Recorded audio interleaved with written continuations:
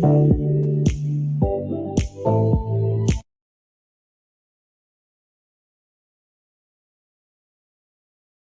morning, ladies and gentlemen.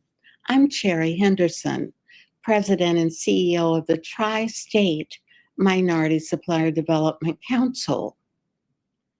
The Tri-State Council continues its agenda to make connections that count through limitless opportunities. The theme of this year's conference, No Limits, Just Opportunities, conveys an enduring message that opportunities are indeed limitless. And through diverse collaboration, you win, our customers win, their customers win, and we all win.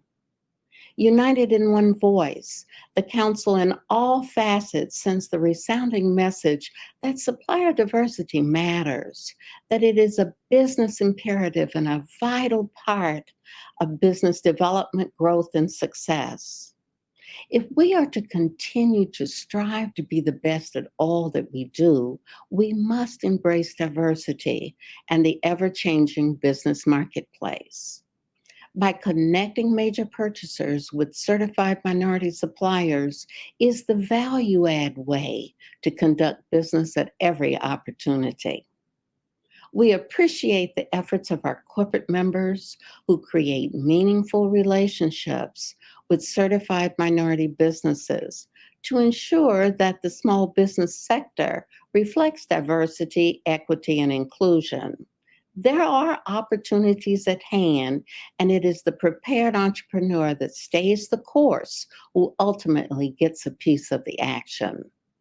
There are corporations with representatives who get it, fostering economic growth of minority economic development as a vital part of their business strategy.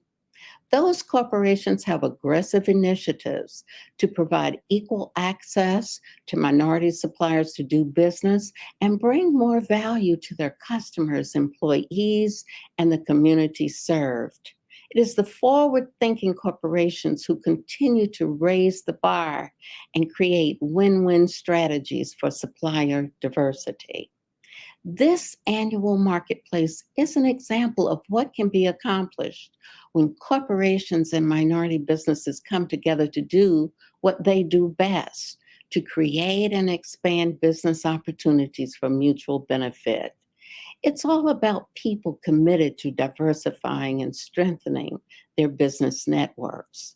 Men and women creating strategic alliances, majority and minority businesses building productive and lasting relationships.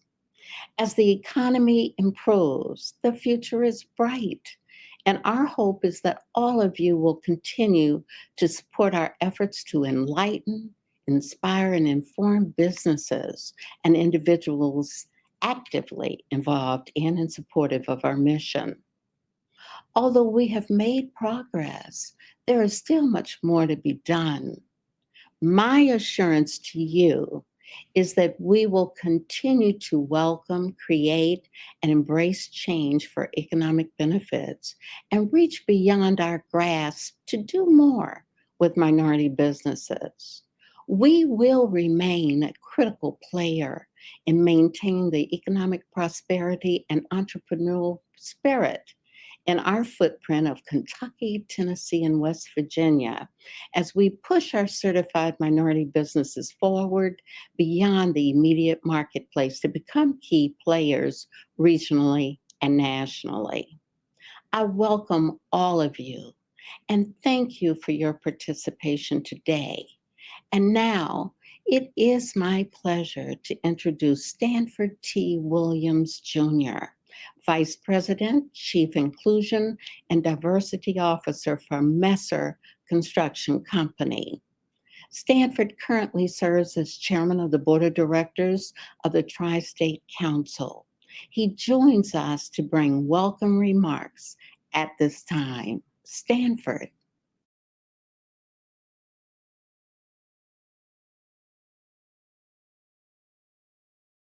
Good morning, ladies and gentlemen. I take great pleasure in welcoming you to the Tri-State Minority Supplier Development Council's annual Business Marketplace Conference. I am pleased that the Council is able to convene virtually today, such an impressive agenda to usher in new opportunities, to create relationships, and to make profitable business connections. This year's conference represents an exceptional opportunity to bring together minority suppliers, corporate representatives, government buying agencies, business resources, and members of the community to offer a wide range of perspectives and game-changing ideas to empower entrepreneurs to develop and grow to full potential. It will explore the challenges faced by today's entrepreneurs and identify promising approaches to address the immediate and long-term business needs for success. Thank you to everyone participating, especially NMSDC President and CEO Ying McGuire, our workshop presenters and panelists, and Daryl McKissick, who will bring our keynote address later in the program. The workshops slated were carefully identified and with all stakeholders in mind, starting with the construction projects at the University of Kentucky to the workshop entitled Meet the Corporate Buyers, prime opportunities to hear from those with hands-on experience and expertise that will help us better understand where diversity, supplier diversity is working and where challenges remain. Minority businesses will gain helpful insights to position themselves for opportunities coming down the pike. For major corporations, this event will help build upon the diversity of customers and suppliers and create successful and sustaining supplier diversity programs. For all participants, the marketplace is the best forum for forging relationships and conducting business. All will be challenged and motivated by the opportunities to make new contacts and maintain existing relationships. The success of this marketplace in general remains a primary concern for all of us. Our intent is to win present supply chain takeaways of soft and hard aspects of building win-win relationships, and to provide knowledge, information, and resources that are essential to change agents for success in today's evolving economy. We hope that each of you will find this experience worthwhile. On behalf of the Board of Directors, stakeholders, and staff, we appreciate your participation and your continued commitment to our mission and vision. We remain excited and optimistic about continuing the essential work in diversity, equity, and inclusion throughout the footprint of Kentucky, Tennessee, and West Virginia. And now, it is my distinct pleasure to present Ying McGuire, President and CEO of the National Minority Supplier Development Council in New York City. Ying.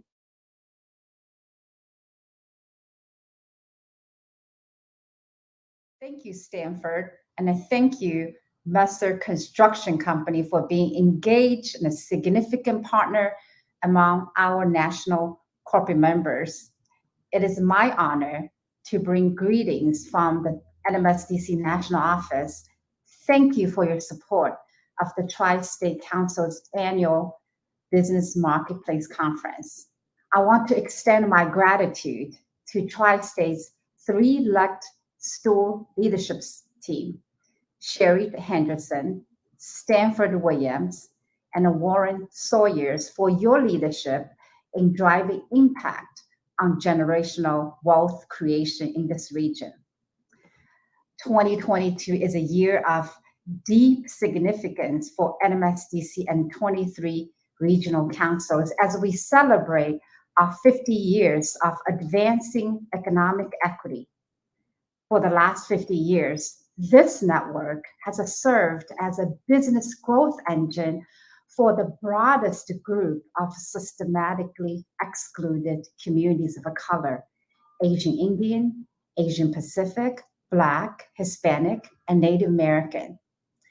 Our impact goes beyond the supply chain. It is about upward mobility for the emerging majority of Americans, an equal shot at participating in the American experiment of free market capitalism and entrepreneurship. Our work enables equal access to wealth building opportunities because every business deserves an unbiased chance. Most recently, we conducted an economic impact study, and it showed this network generated $400 billion economic output annually and 1.7 million jobs and 122 billion in US wages. And this wing belongs to all of you. But we ask ourselves a question every day: have we moved the needle enough to achieve economic parity for all? Then why did Black businesses only receive 1.67% of more than $559 billion in federal contracting dollars eligible for small businesses in 2020, and 1.78% for Hispanic businesses, and 1.23% for Asian Pacific American-owned businesses? And why are white households 8 times wealthier than Black households and 5 times wealthier than the Hispanic households today? This trend must stop, and each one of you can play a pivotal role. We're turning 50 at a time during which we have unmatched momentum and a commitment across sectors for breaking racial barriers to equity. We have the power to change, and every one of us have a role to play. So join us in our journey towards 1 trillion in MBE revenue. And corporate members, let's look at the expense item on your P&L by line item and be intentional about doing business with MBEs. And let's bring C-suite leaders to the table. Let's expand from supply diversity to business diversity by involving every line of business leaders. And let's help our MBE pivot to high margin businesses, future needs and emerging needs. And let's change your line business leaders' mindset and let them know MBEs are nimble, scalable, innovative, and they deliver. And let's tell your leaders that utilizing MBE and closing racial wealth gap, meaning creating more customers for the companies, and closing racial wealth gap, increase US GDP by 8 trillion by 2050. And it's greater than GDP of any country except US and China, and add 2.6 trillion in consumer spending and 9 million jobs. Therefore, you have the power to change, and you hold the key to actualizing our MBE's American dream and to economic equity. Today, the virtual conference presents a full day of valuable information and limited possibilities, and I sincerely wish you much success during the course of the day. And thank you on behalf of NMSDC. Congratulations to the Tri-State Council.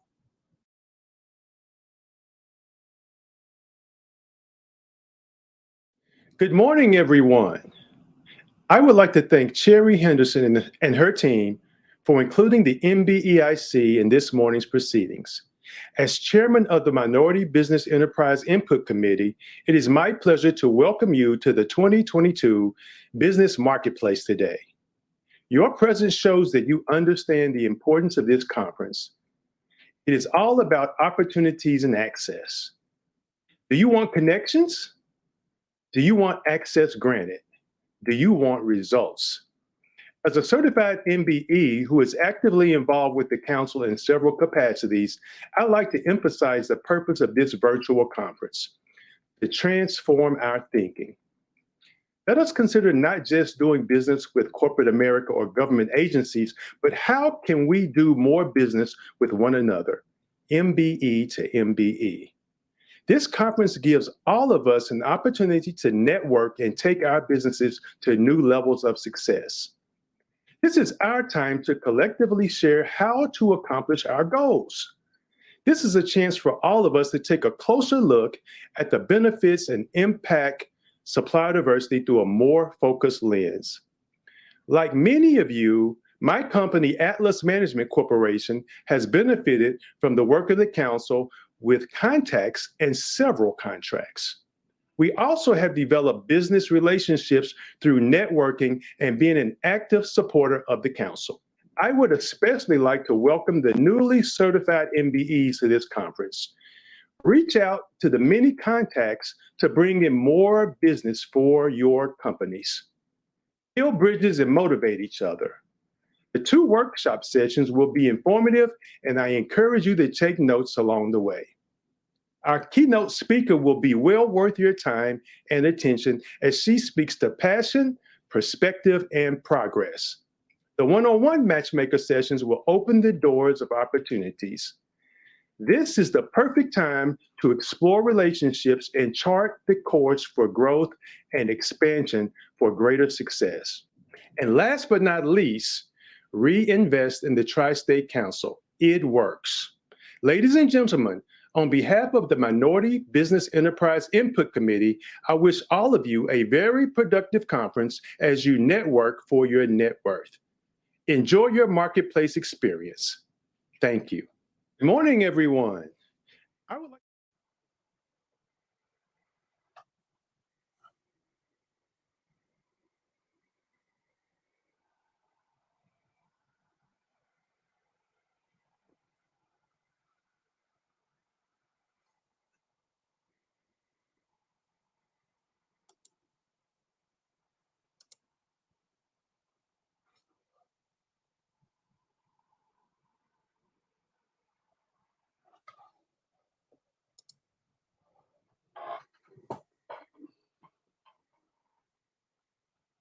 At this time, we will begin our workshop 1. We'll begin our workshop 1, Create New Possibilities, Inclusion on Construction Projects at the University of Kentucky.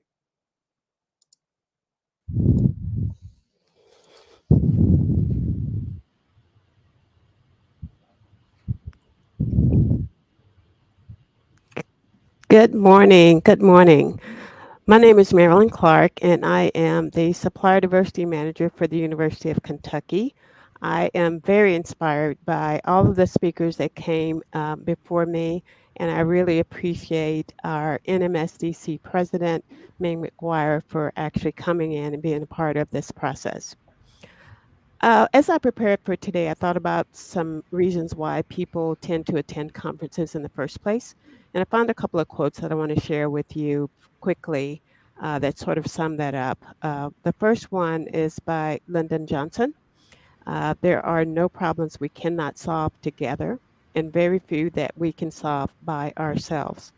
And the second one is from Martin Luther King Jr. Life's most persistent and urgent question is, what are we doing for others? So as we gather today, I hope that we have that in mind, that we can solve things better together, and that we are here to help one another. There will be billions of dollars of construction work planned in Kentucky over the next 5 years, and the University of Kentucky is definitely a part of that, with over $2 billion in projects coming down the road. Others include Fayette County Schools, Ford announcing their EV plants, and also the city of Lexington. So today we want to lay the groundwork for how to prepare now for future construction projects at the University of Kentucky and other entities across the region. We have 4 panelists. They will speak for 8 to 10 minutes. I will introduce them in the order that they will present. And I will ask that you hold all questions and answers to the end of the presentation. I will act as your moderator and as a presenter, and you can place your questions and answers in the chat. I want to thank Jameson Barton. You can see here he has been extremely helpful in helping us prepare our presentation today. All of the bios are in the packet, but I just want to introduce our speakers in the order that they come. The first is Barry Swanson. He is our Chief Procurement Officer at the University of Kentucky. He leads our division that includes Central Unit, Healthcare Unit, Construction Unit, Supplier Diversity Program, UK Supply Center, and the UK Surplus Property. Massima Garampaya is the Executive Director of Facilities Planning for the University of Kentucky. She has over 15 years experience in construction and healthcare facilities planning. She is responsible for leading a diverse team of facility planners, project managers, and project coordinators. Keith Ingram is our Senior Capital Project Manager for the University of Kentucky. He is focused on projects that are over $1 million. His experience with the University of Kentucky is focused on major renovations, new building projects, utility infrastructure, research facilities, athletic complexes, academic classroom areas, and more. And I have been here at the University of Kentucky for about 18 months. Prior to that, I was at Fayette County Schools and LFUCG. I focus on including more minority women, veteran-owned companies in our supply chain and also in our community. So we are going to go ahead and get started with Barry Swanson.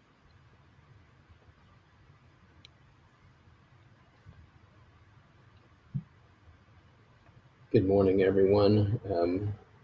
Can you put the slides up, Jameson? The first thing I'll talk about this morning is just to give you a brief overview of the University of Kentucky and who we are. We were founded in 1865, and we are both the land grant and the flagship university in the Commonwealth of Kentucky, which gives us a wonderful foundation upon which to build service to the Commonwealth. And we take that very seriously, as I think you'll easily and completely see as I go through the presentation. We've got around actually over 31,000 students, almost 15,000 employees, almost 2,600 faculty. So we are a large enterprise on a every day of the week here, and basically a small city within a city. Our annual budget exceeds $5 billion. That's the total budget. It's rapidly approaching $6 billion. We're made up of 16 academic and professional colleges with more than 200 majors and degree programs, both at the undergraduate and the graduate school level. The student body represents 100 countries, every state in the nation, and all 120 counties in the Commonwealth.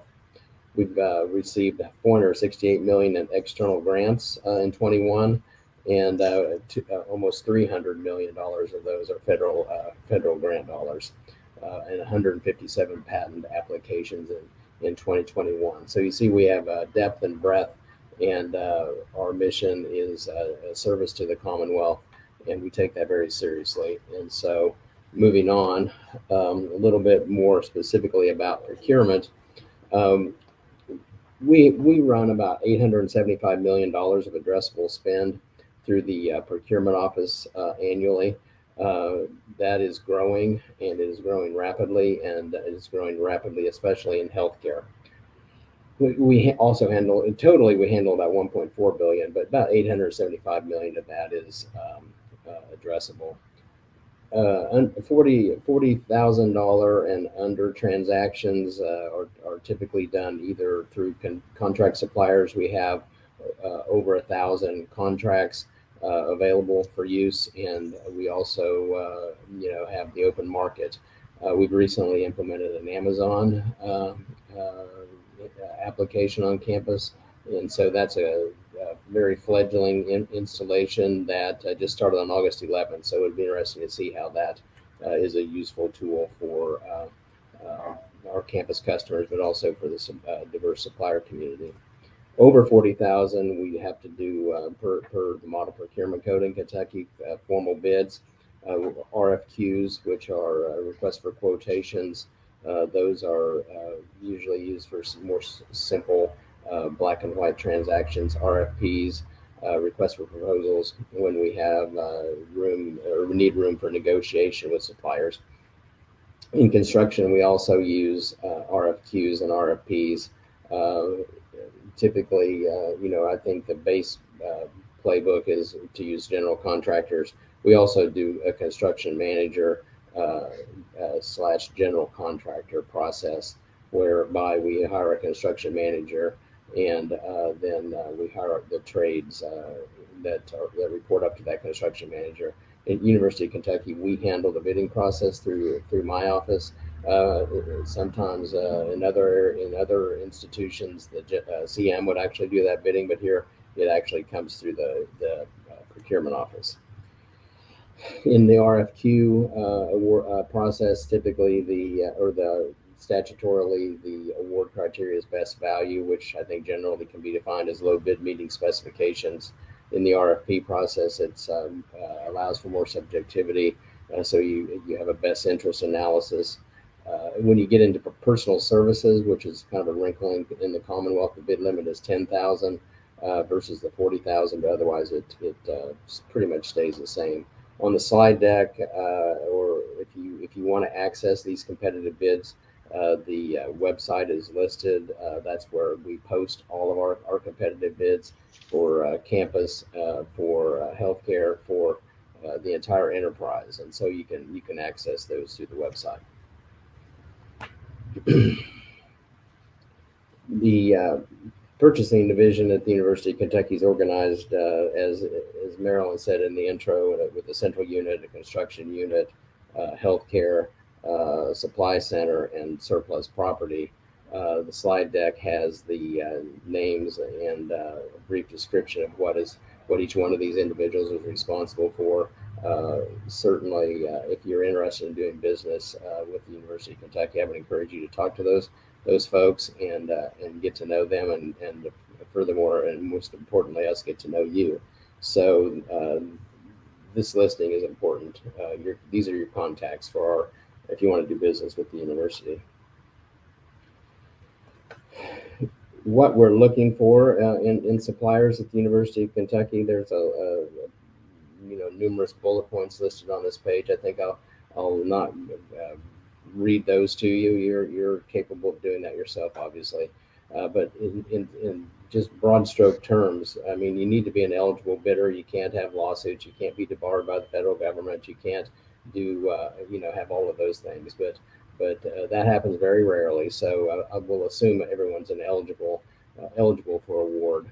So the first thing is, we need to be selling what we need.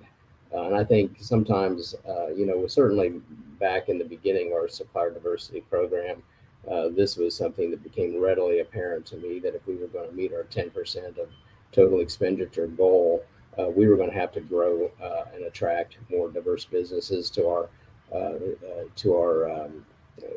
the University of Kentucky, because quite frankly, we were not going to get there with the businesses available to us at that time.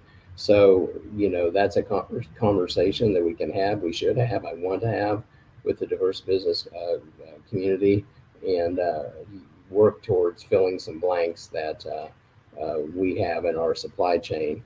Of course, you need to have competitive prices. You need to be capable of performing either as a prime or as a sub. Certainly, University of Kentucky is big. And it's difficult to maneuver, quite frankly. So many opportunities will be in supplier to our suppliers, or as subcontractors to our general contractors or construction managers. So we're happy to have that conversation and want to have that conversation. We're working aggressively. Marilyn and I and my entire staff are working on making access to our program, our projects easier. Lowering bonding limits, breaking up projects into smaller packages, and so forth. That's an ongoing project and won't be done anytime soon, but it is in progress, and welcome your thoughts in that regard. The Supplier Diversity Program at the University of Kentucky is actually part of a bigger program, which President Capilouto kicked off a couple of years ago, our Diversity, Equity, and Inclusion program. On the slide, you see the top line with the graphics. That's really comes from our UK supplier or strategic plan, the governing all of our directional growth at the University of Kentucky, putting students first, caring for our people, inspiring ingenuity, promoting trust and transparency, and many people, one community. The Supplier Diversity Program, the Diversity, Equity, and Inclusion Initiative, the various projects are 17 total. My project is number 14. Wait for the motorcycle to go by. My project is number 14, increase our supplier diversity expenditures. And you see that it's actively engaged and part of the university's overall strategic plan. The my final slide is really one that we developed early on in the program. When our program when we started our in 2020 or so, when President Capelouto had the DEI initiative, it was a very traditional program, very reactive. We have completely turned that around, and now it's a very proactive program under Maryland's focused leadership day to day. Certainly, the entire office and myself included, are very active in promoting it. But the program is fairly easily summarized by this graphic. Our goal is to identify diverse businesses. Programs such as what we have today are very important towards that end. Once we identify them and connect with them, we want to work with them to educate, train, and certify and vet those suppliers, and make them not just capable of doing business with the University of Kentucky, but really making them capable of doing business with the community and the Commonwealth and the nation as a whole. Once we have identification and education, connecting those business to our UK business, we're a very complicated and difficult business to conduct business with. We want to help you with that. So, that is a major goal of the program. And then we've implemented measurement and reporting, applications that we hold ourselves accountable and report out to the public. The overall goal of the program is to have a positive impact on the community. Diverse businesses, the overall economy, the diversity, supplier diversity program is part of the overarching economic development collaborative that George Ward leads here on campus. We feel very passionate about that and work actively within that. The campus, the students, we want to make sure they're having a positive impact across all of that, and for your businesses, because if we help you, you help us, and we help everyone, and the whole boat is lifted together. So with that, I'll turn it over to the next presenter, and I appreciate your attention and today, and look forward to talking to you going forward. Good morning. Next slide, please. So construction in healthcare, and in particular hospitals, is very different to other building types, such as residential. In hospitals, we operate around the clock, and so therefore we have a responsibility to protect our staff, patients, and visitors from construction issues such as noise or dust. So some of the things that we do to mitigate the risks are, for instance, pre-construction risk assessment. This assessment reviews the risk elements such as infection control measures, life safety elements, environmental safety. If we're doing work above the ceiling outside of the work area, what measures are we taking? If there is any impairment to the ability for us to provide essential patient care or respond to a disaster, how are we handling that? ASHE, which is the American Society for Healthcare Engineering, they also have a certification program that they offer their members to understand the complexities and the physical healthcare environment, so that it reduces the risk within the construction. Some of the other items that we deploy to make sure that is different from residential is, for instance, we have noisy work hours. We work with the contractor to identify what constitutes noisy work. And the reason we have that is that if we're doing work to an active patient area next to an adjacent active patient area, we want to make sure that we're not disturbing the patients. So we'll work with a contractor to define what constitutes as noisy work. So for instance, hammer drilling, concrete coring, those are very loud. They sometimes have vibration with them that can disturb the surrounding areas. Noise travels through the buildings. So even if we're doing work on one level, we have to make sure that levels below and above, that we communicate that message and that we put a time limit, a time frame on that. So with the contractor, we're working, for instance, on one project, I have identified the noisy work hours from 8 a.m. to 11. So it's important to establish those things at the beginning of the project so that we make the construction process successful for everyone in this space. Next slide, please. Now, while healthcare construction has its complexities, it's needed and it's important that we maintain our facilities and grow to provide the best care and serve the needs of our community. Next slide, please. To that end, we have conducted a full assessment of all of our buildings. This study has given us a very good understanding of our needs. It's also helped us understand where we need to focus. From this assessment, we developed a strategy plan for the next 15 years. Next slide, please. So we'll be expanding a little on our campus, as well as hopefully a new healthcare campus. One of our newest projects is a new cancer center. We are currently working on with our architecture firm on the site planning for this. The next steps on this would be program validation, and then we'll be advertising for a construction manager to be engaged for the project. Next slide, please. Diversity and inclusion. This is a very important topic and one that we're passionate about.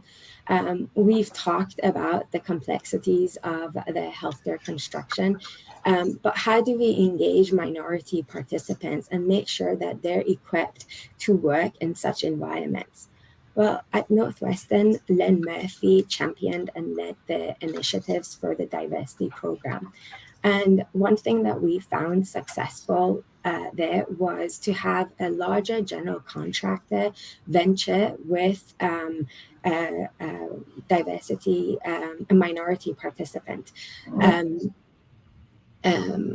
And with this, for instance, we had Turner Construction work with Livewire. Livewire traditionally was an electrical subcontractor. They wanted to get into more project management. So what we did is with that joint venture, the Livewire had a dedicated person on site at Turner's construction site, and Turner started to educate them on the software and the tools they use to manage the project. This was very successful, and it allowed Livewire to see firsthand how those larger projects are managed. Similarly, Power had a joint venture with Ujama. As well as more recently, what we have found is that larger subcontractors such as Hell Mechanics, Jameson Barrow, and Gertz are also working with minority participants to teach them. And this is very important because, as we've discussed, healthcare environment is very different. There's a lot of coordination and communication that needs to happen in this environment. So having our larger contractors who have worked in the environment know how to communicate with the facilities, the management, facilities engineers, and what we need to communicate so that that construction projects are successful. the last thing we want is for an active OR to go down because of a check that wasn't done or someone wasn't aware to do something. In addition to these, what we have done in the past, and Lynn really has championed this, is she has gone to Turner School of Construction and Powers and talked to them about what it's like to work in an active healthcare environment. Some of the things that we touched on, educating them on our pre-construction risk assessments and infection control measures that are crucial to our construction projects. And lastly, we are working on implementing a system that will help us track our diversity goals and manage our workforces. With that, I'll hand it over to the next speaker. Thank you.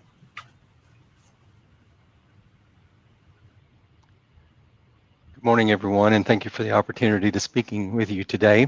My name is Keith Ingram. I'm a senior project manager with capital projects in the capital construction program at the University of Kentucky. This office oversees all major construction projects on the Lexington campus and some centers around the state that do exceed $1 million. We have had several $1 billion in construction ongoing for the past 10 years and are about to go into an accelerated amount of projects that are going forward with board approval in the next few months. Next slide, please. One of my current projects right now is the Gray Design Building, formerly known as the Reynolds Warehouse. It is a 110-year-old building that the university has owned since the 1960s. Has been used in various capacities and during that time, and has been vacant for about the last 5 or 6 years. And the project that is currently going to renovate 2/3 of the building for the College of Design on the Lexington campus to move into. College of Design is currently located in about 5 different buildings, and this will be the first time in their history that all of programs have been able to get under one roof at one time. So they're very excited about that project. The building is starting construction this week. Our construction manager is Turner Construction. They are mobilized on site. We have several things going on in the building, some minimal demolition, some utility tracings. Those things will, of course, then expand to other activities as the trades then start to move onto the project. So it's a very exciting project for us. We have released all of the trade contracts. I believe there were 24 with the exception of 2, and those will come later on in the construction. One of them is the final cleaning services for the CM will then hire a final cleaning company to come in and prep the building in order for us to then occupy and move into. The second trade contract is the interior signage. So there's a couple of small contracts that again will get released. The remaining trade contracts had been released in June and were approved by our board to go forward with in the July meeting. So next slide, please. Currently, the next project in design for me, major project, is the new health education building. It is planned to be a 450,000 square foot building that will incorporate College of Medicine, College of Public Health, College of Health Sciences, and College of Nursing. Not all colleges will be 100% moving into the building, but currently it's planned to move College of Medicine and College of Public Health. College of Public Health is currently in, I believe, 8 different buildings on our campus. So they're excited to get into one building and under one roof at one time. There will be support spaces for College of Nursing, and then College of Health Sciences. About 50% of their program will grow and then relocate into this building.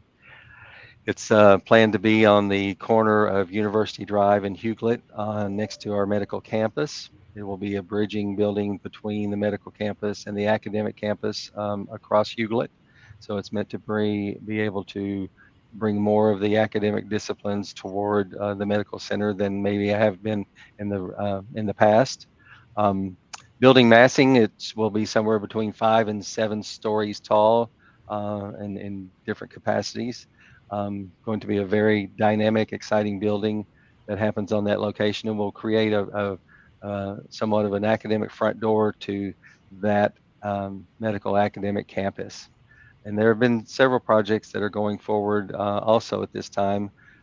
This particular project will complete design by the end of 2023, and then we'll proceed into bidding in the spring of 2024.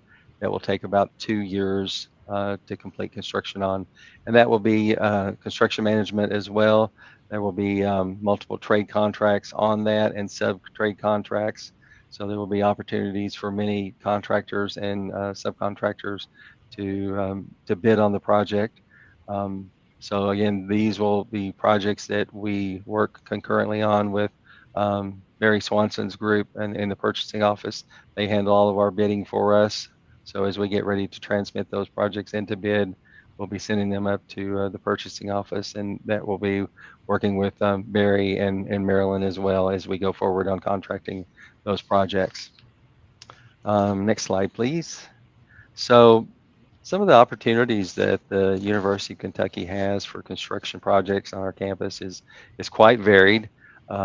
We have not only our campus physical plant that does projects that are with under $1 million for classroom renovations and minor lab renovations and minor projects on our campus. They have an extensive amount of project managers that work with them on those projects, but then also with the Capital Projects Office, which I'm a part of, we have multiple projects that are getting ready to go forward with. We handle everything that would be major classroom building renovations, laboratory renovations. We have some housing, but for the most of our housing, it is all privatized. But we do have some housing projects. There are, of course, academic support spaces, athletic projects. We've had recently completed a new baseball stadium for our athletic department. Before that, it was a track and field project. We've done major addition renovations of our football stadium in 2015.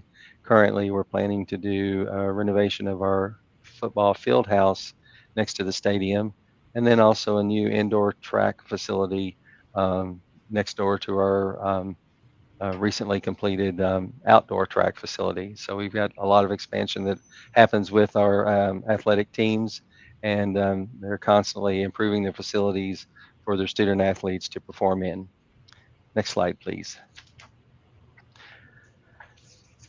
Here I'll mention a couple of projects, or several projects, excuse me, that I've mentioned some of these already. You'll see listed here. These are not all of my projects, but I will add to them what I am familiar with them.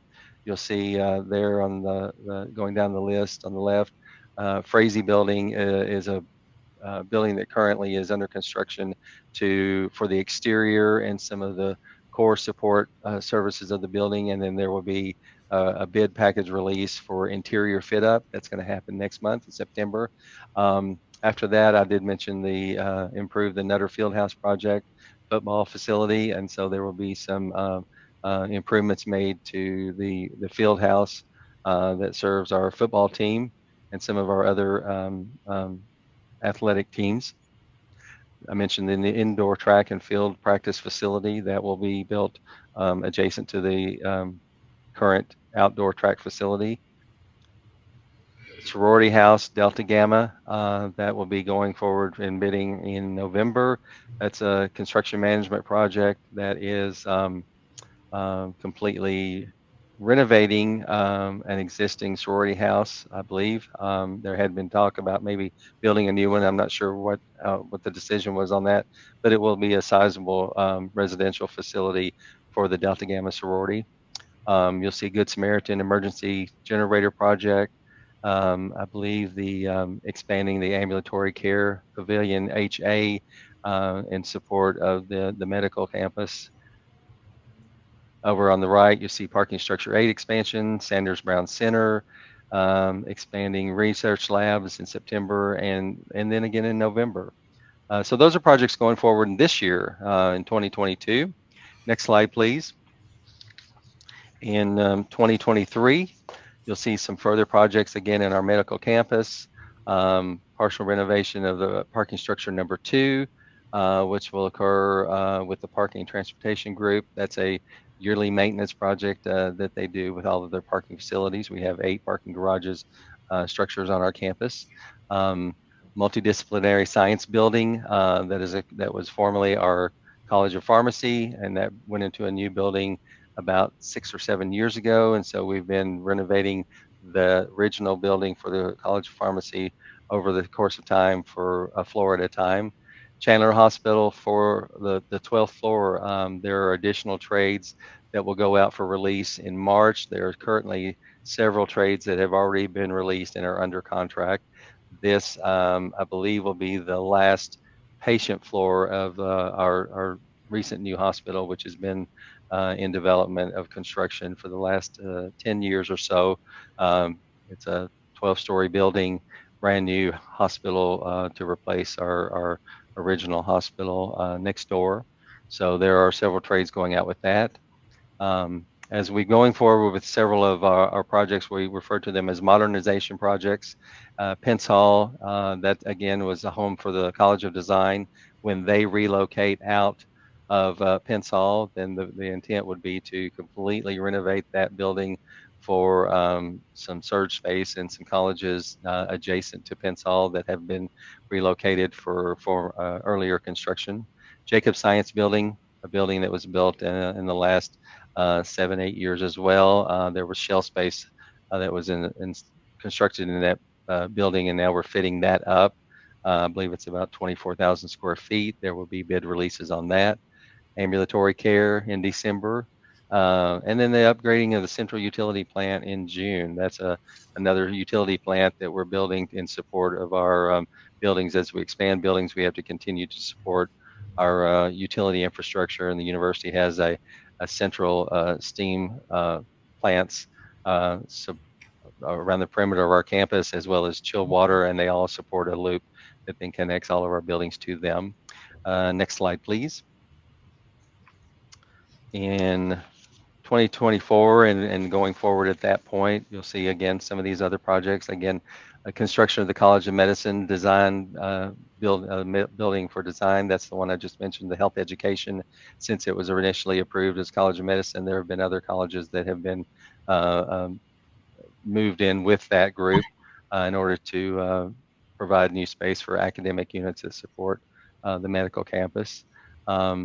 There's some renovations of the building, Peterson Service Building, for potentially a one-stop shop for students in payments and so forth. That's directly off the parking garage, making it easier for those students and their families to reach a point where they can come to campus without having to go to multiple stops to make business transactions.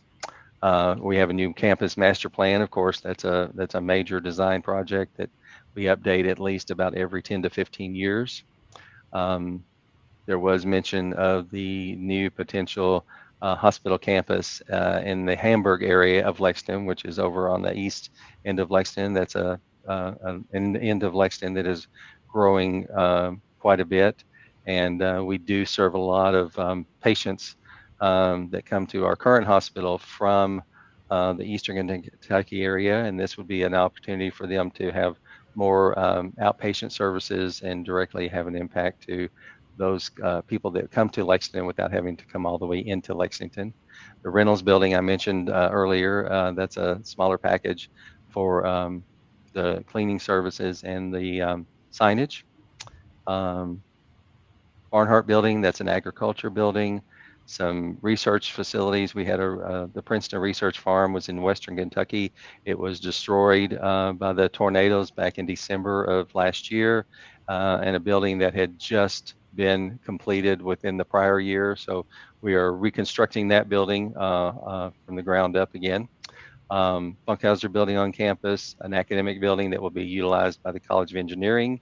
Whitehall, our main classroom building for all arts and sciences programs, going through a major renovation. Others you can see there as well. So we've got a lot of projects that are coming down the street for the University of Kentucky. It's a very dynamic and exciting place to work. A lot of contractors. We have a lot of contractors that repeat come after projects on our campus because they like the association with the university, and they like the fact that they get an opportunity to work on a multitude of projects. And so we certainly would look forward to trying to create more opportunities for more diversity across our campus. Our administration is keen on doing everything that we can to bring more opportunities for more firms onto our campus. We need those contractors. We need those consultants. We are getting ready to go forward with so many more projects. We are certainly going to need your support. So at that point, I believe I've kind of gone through my part of it, and I believe if there's nothing else, we can turn it then back over to Marilyn.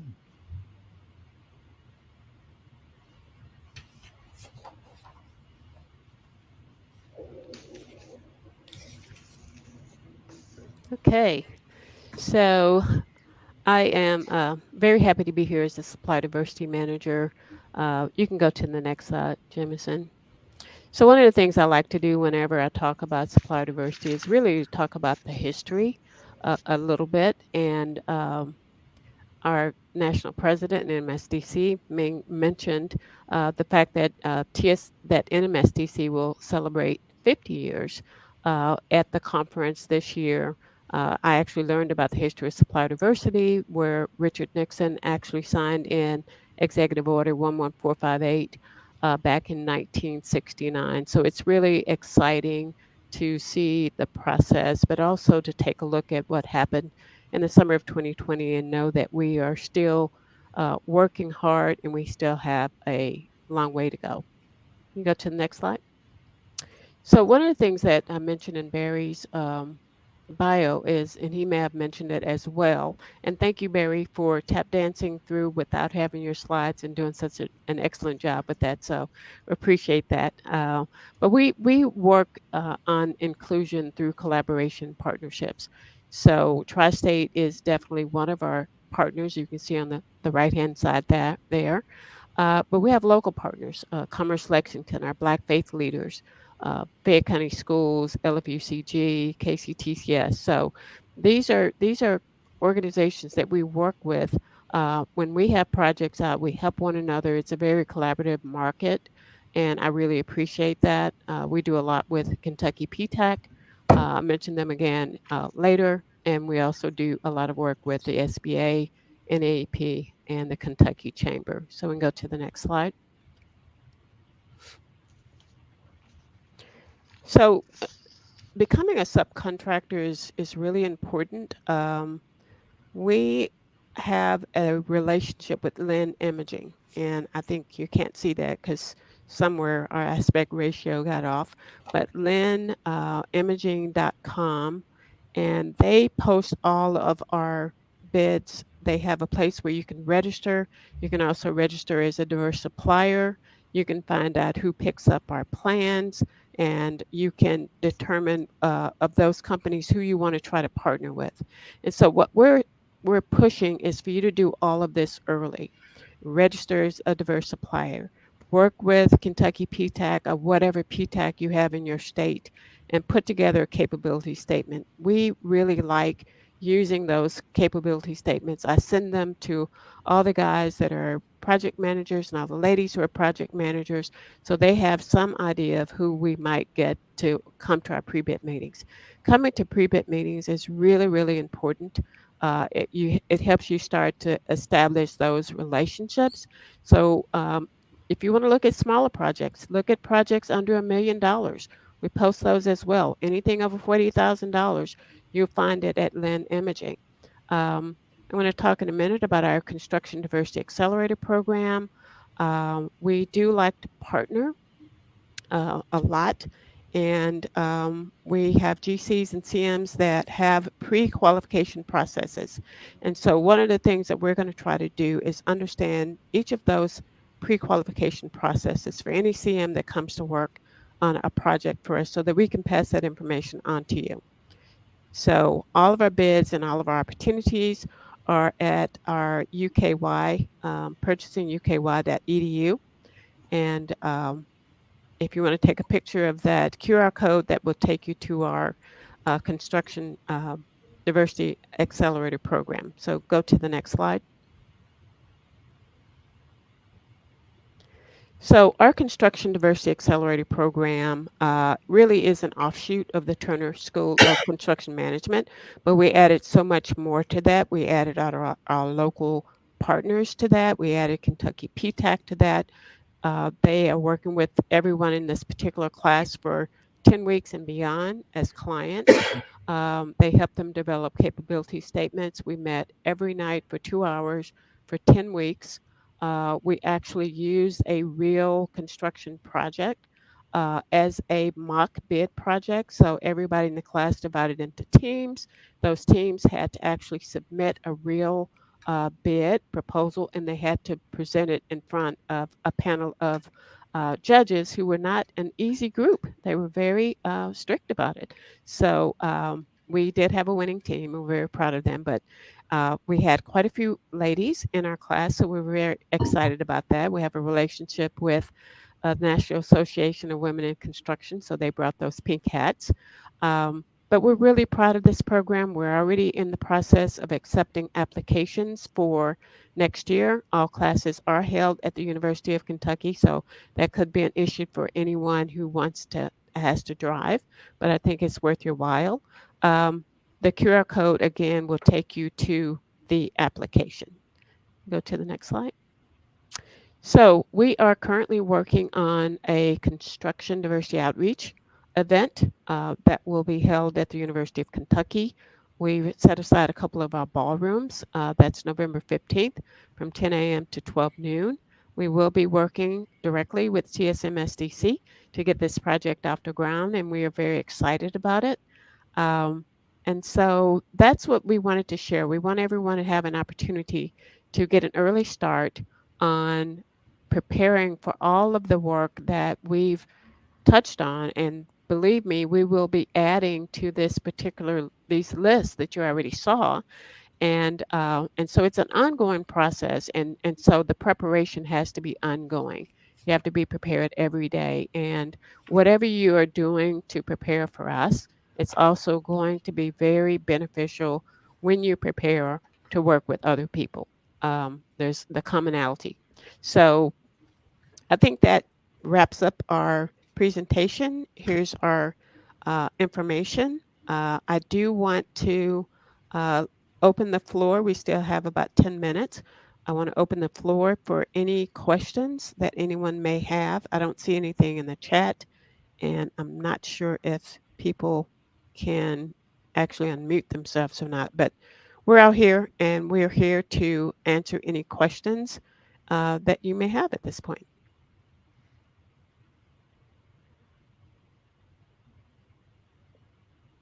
Okay.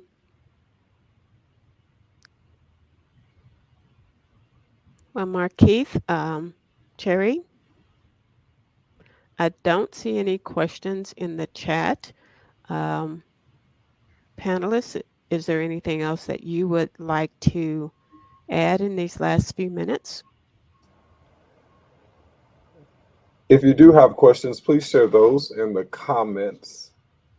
In the comments, you can share any questions you have in the comment section of the broadcast. Okay. And we will share those on the screen. We will share your comments or questions on the screen. Okay. I think one thing that I neglected to mention during my presentation, we've spent a lot of time talking about construction this morning, and that is by far and away our largest expenditure if you look on the horizon. But my office, the purchasing division, and all the staff that work for me, we handle the academic enterprise, the research enterprise, the healthcare enterprise. Athletics also comes through this office, as does all of our agriculture enterprise that make up the University of Kentucky. And so, you know, our needs are very diverse. And so it's not limited to construction. There's a huge opportunity in construction, but we buy everything. We're a city of 50,000 basically, and we have everything a city needs, plus the research and the healthcare and the academic healthcare and or athletics and ag. So, you know, so there's something for everyone, I'm sure. One of the things I'd like to mention is that we will have a series of classes that start in September. I think the first is on September 8th. We'll be talking about agriculture, we'll be talking about athletics.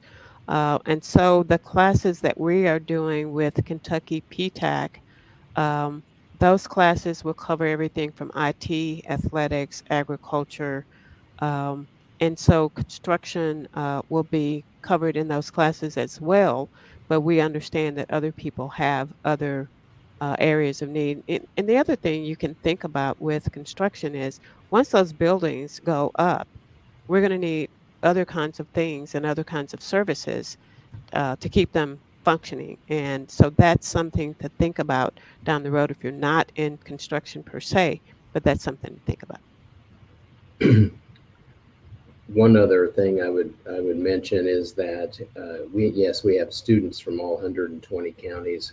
We also have facilities in all 120 counties through our extension program that is operated out of our College of Agriculture, Food and Economics. So you know, it's not just Lexington in vicinity that makes up the University of Kentucky.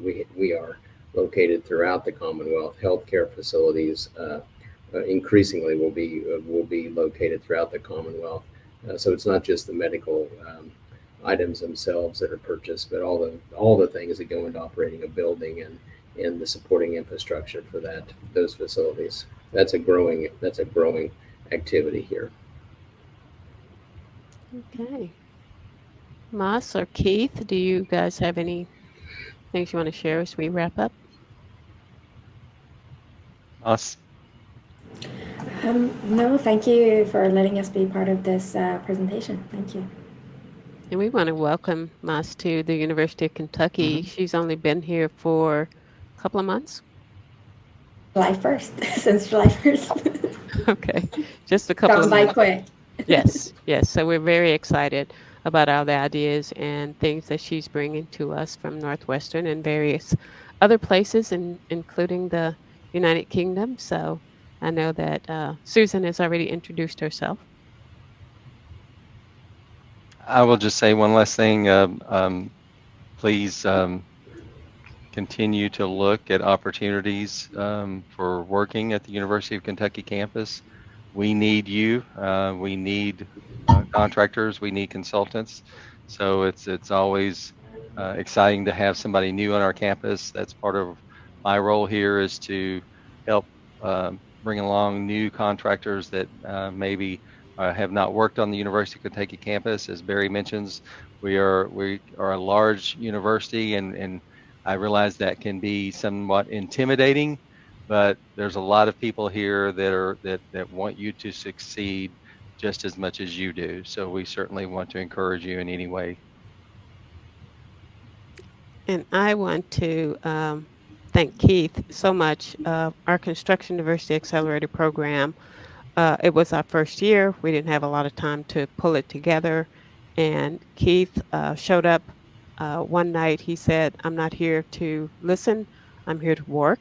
And he came just about every single week to that class, and he actually worked directly with everyone in that class. So, and he's already volunteered, first to volunteer to come back this year. So that's a wonderful thing that we really appreciate all of that experience in the room.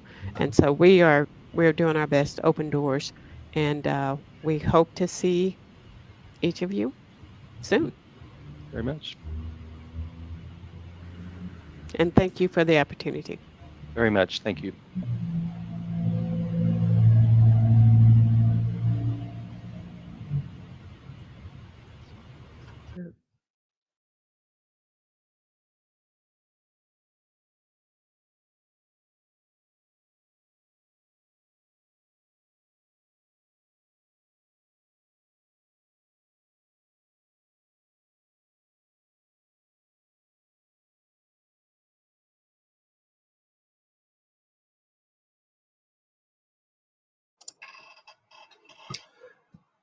At this time, we will begin our workshop number 2. We are about 5 minutes early, so we will go ahead and move forward with our workshop. The moderator is Miss Kiki Mathis, and so we will go ahead and get started with workshop number 2.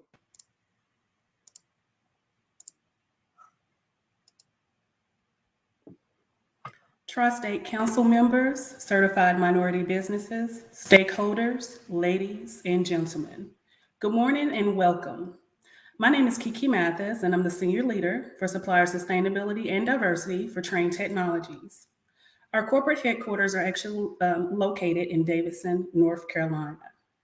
For those of you unfamiliar with Train Technologies, we are a diversified industrial manufacturer company and global climate innovator that brings efficient and sustainable climate solutions to buildings, homes, and transportation through our strategic brands called Train and Thermo King.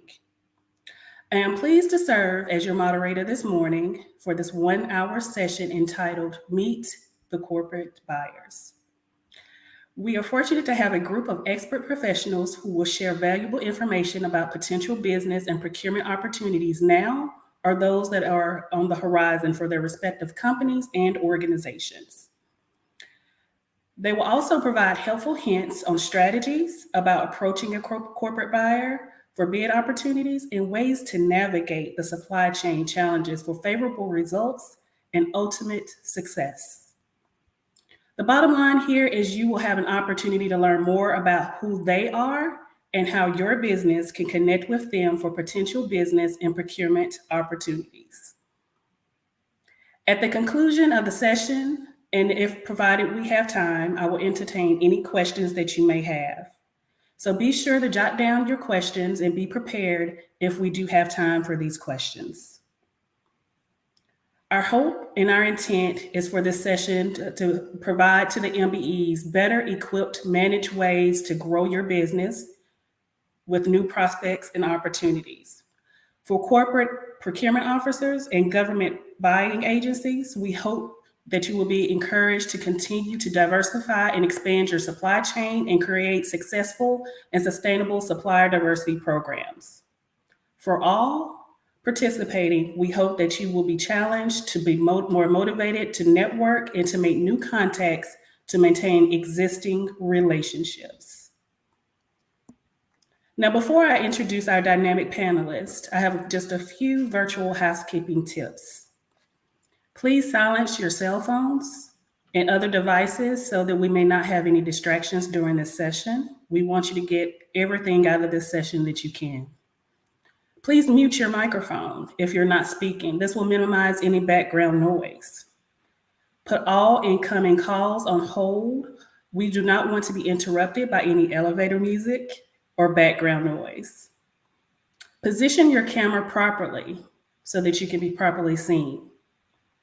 Avoid any multitasking, and if you must, please turn your cameras off.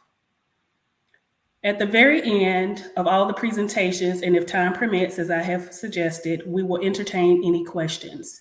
You can unmute your phone, you can raise your hand, or you may put the questions in the chat box. Once again, this is a 1-hour session and where our panelists will speak specifically to their specific supplier diversity programs and give tactics, techniques on how to be the best approach for you to approach these organizations. So now let's meet our panelists. Becca Korosek. Becca Korosek is a procure-to-pay director for Kentucky Community and Technical College System, better known as KCTCS, in Versailles, Kentucky. Becca has worked in procurement and maintenance with different roles of leadership throughout her career in manufacturing until moving into public procurement in 2017. Since moving from the private to public sector, Becca worked as procurement to pay analyst, lead, manager, and now serves in the role of procure to pay director for the Kentucky Community and Technical College System, where she currently leads a team of 8 procurement and payment specialists in helping change lives throughout education across the Commonwealth of Kentucky.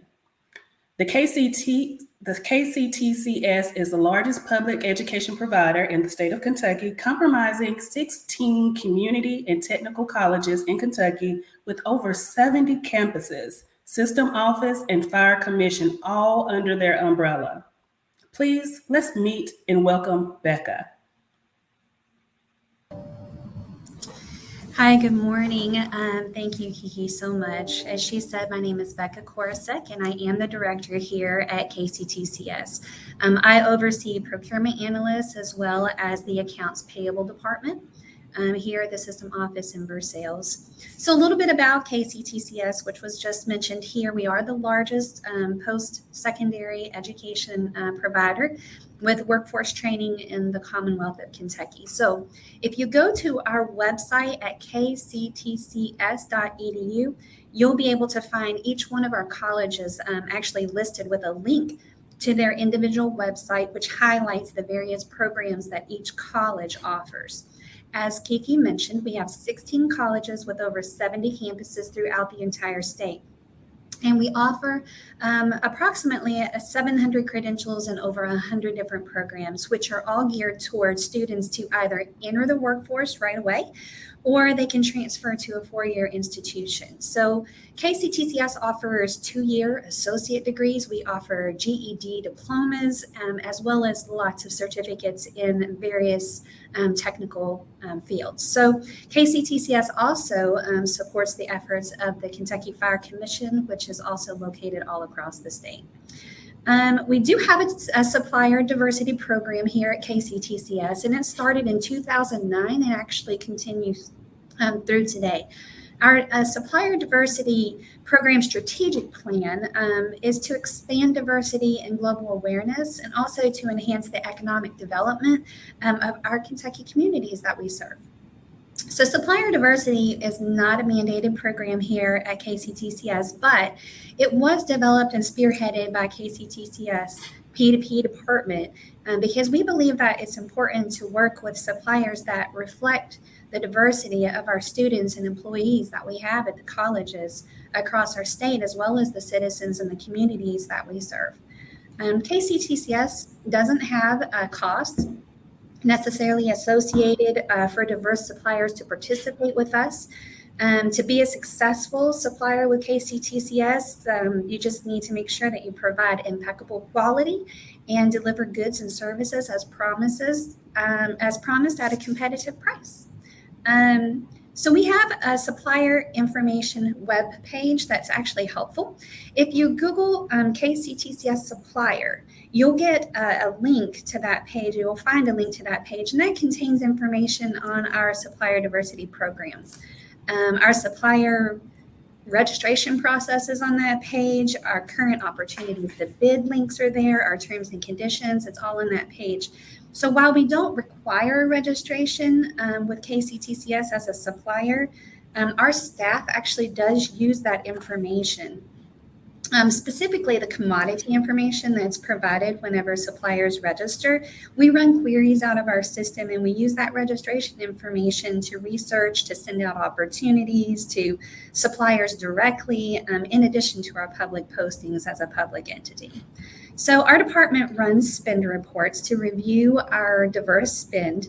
And while we don't have a specific mandatory spend goal, KCTCS continues to push to increase diverse spend year over year. We do that through participating with diverse organizations such as this.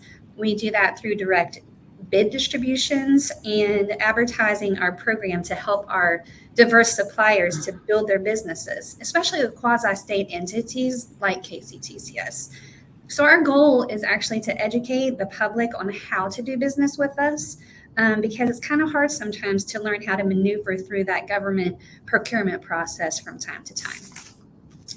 So KCTCS accepts various diversity certifications, and that information is usually gathered in the supplier registration process.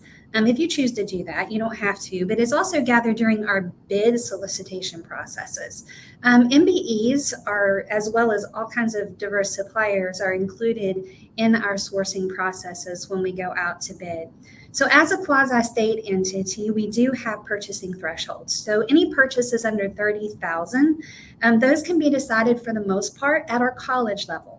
Purchases between 30 to 40,000 is where our group here at the Vercel System Office kind of step in, and those are solicited from maybe some informal quotes, and purchases over 40,000 are actually solicited through a sealed solicitation process. So bids or proposals are requested.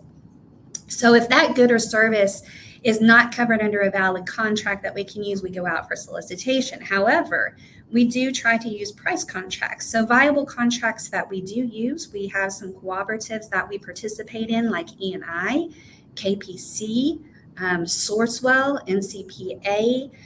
We participate in some NASPO and GSA contracts, as well as some of the other public university contracts where we're allowed in some cases to be able to piggyback off of those. And we also utilize some of the Commonwealth of Kentucky master agreements. So those are established by the Office of Procurement Services. So if your company has any of those contracts or they work with any of those entities, then that's good information to share with your KCTCS contact when you're providing quotes. It's really good to know if you have a contract already in place. All of our current commodities are on our opportunities to bid page. And the colleges are currently in the throes of spending federal grant money to enhance their programs for this fiscal year. So we're in the middle of all of those solicitations going out. So there is an option on the opportunities to bid page. When you navigate there, each section has something called RSS feed. That's a great option for suppliers who want to be notified when there are changes that are made to our page. For example, a new opportunity gets posted, and it'll send you out a notification so that you can go and see if that opportunity is actually something that fits with your business. Suppliers that don't go through the registration process with KCTCS, they can still participate in any opportunity that we have available. You do not have to register. It's just another avenue of information that we use to try to reach out. And using that RSS feed, it's just another great way to connect with business opportunities that we have. I do want to note that there are some instructions on the website and tips on how to use and subscribe to that RSS feed, because there are certain browsers that are not supported. So be sure to review that information so that you have a better experience with using the RSS feed if that's what you choose to do. A few commodities that we frequently purchase are all kinds. I mean, it goes from furniture to nursing supplies and equipment, equipment used for training, fire equipment, welding supplies and equipment, training, technical training equipment like CNC, robotics, shop machines, simulators, 3D printers, CDL trucks, PPE supplies, as well as things like office paper products, cleaning supplies, janitorial services, landscaping services. It's a myriad of software and subscriptions that help online teaching platforms.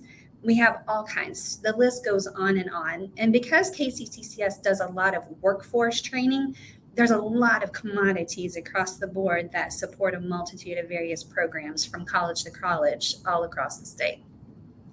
KCTCS offers a decentralized environment, and that's really important to mention here today.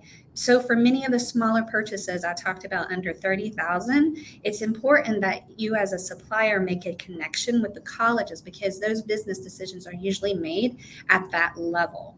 And their staff help with those opportunities. So for example, if you provide for something for the facilities department, you might want to reach out to the college business office, get that contact information for the facilities, and then connect and build those relationships.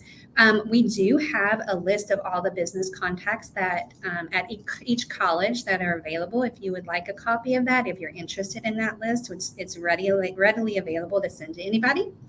And we hand these lists out at our in-person diversity events, and we send them out via email requests, all kinds. So we want to make sure that we're connecting your business with the right colleges and the right people and connections. So not every program that we have is offered at the same college, from one college to the next. Because our colleges are spread all across the state, there are different programs that are viable and are in demand at each particular, maybe the region, maybe the communities that they're in, the economic landscape. So I really do encourage you to check out our website and view each link. So to see what programs are offered, because there's a myriad of opportunities out there for goods and services. One example that comes to mind is an MBE a couple of years ago that responded to an unarmed guard solicitation that one of our colleges in the northern section of the state had. They won that contract, and then they started using that as an opening doors to other colleges, other KCTCS colleges. And since they had that contract in place, those other colleges used that contract and they piggybacked off of it and they used it as a viable contract. And since then, that MBE has been able to grow their presence over multiple campuses over a period of about 2 years. So it's been really good experience for them. That's just one example that comes to mind. So I do hope this information today has been helpful to you in learning a little bit about KCTCS, our procurement efforts. Feel free to reach out with questions and I'll do my best to help you. If you'd like any links to anything that I've mentioned here today, I can try to provide those as well. So I just want to take this opportunity to thank you for your time and then of course hand the platform back over to Kiki. Thank you. Thank you, Becca. Really great information about KCTCS with the 16 colleges working independently and collectively. Our second panelist is Carla Hendon, who serves as Director of Supplier Diversity and Indirect Procurement for Meijer, one of the largest privately owned American store grocery center chains located throughout the Midwest, with corporate headquarters in Walker, Michigan. She has over 26 years of experience as a supply chain professional. Her last 9 years has been devoted to developing and sustaining an indirect procurement organization that is indispensable to Meijer. Prior to Meijer, Carla held various roles at Chrysler Corporation in their finance and supply chain organizations. She holds a BA in production operations, supply chain management from Eastern Michigan University, and an MS in economics and finance from University of Detroit. Welcome, Carla. And let's hear all about your super chain, Meijer.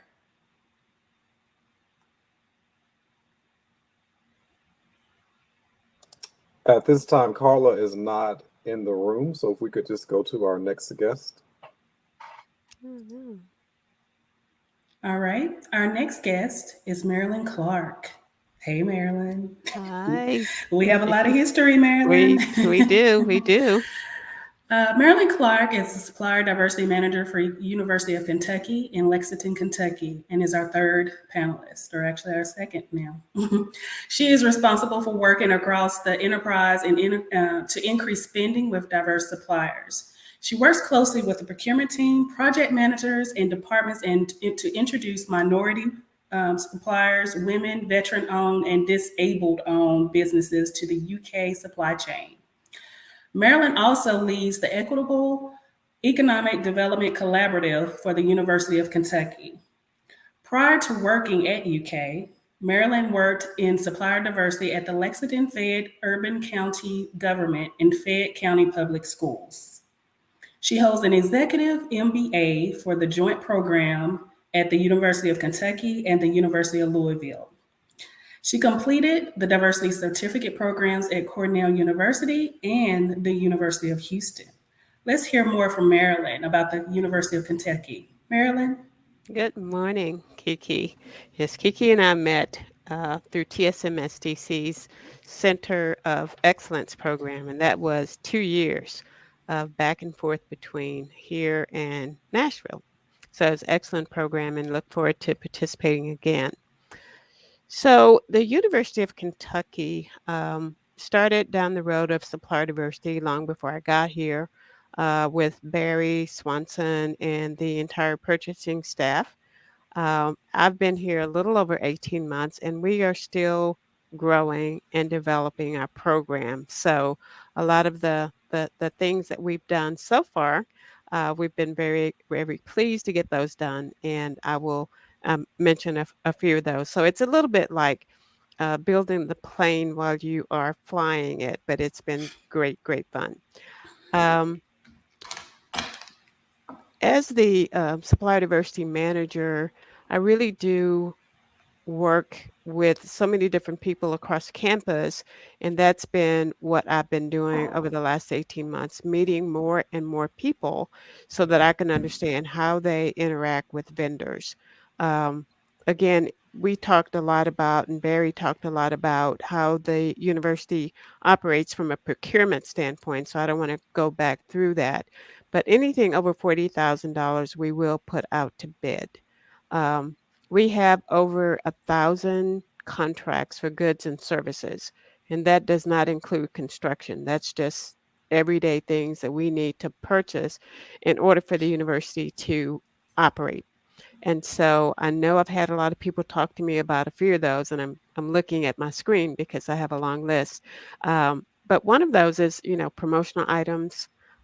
We also purchase a lot of things for the hospital, and that's kind of complicated because we go through large GPO organizations like Vizient and Avatar or whatever. So I'm learning about the medical side of things, but we will advertise anything over $40,000. And most of the things we purchase, because we're purchasing across campus, it's going to be over $40,000. So when I'm done, I will drop our bids and opportunities page link into the chat so that you could take it, make sure that you bookmark it, and that you can go back to it because you probably need to check it every single day.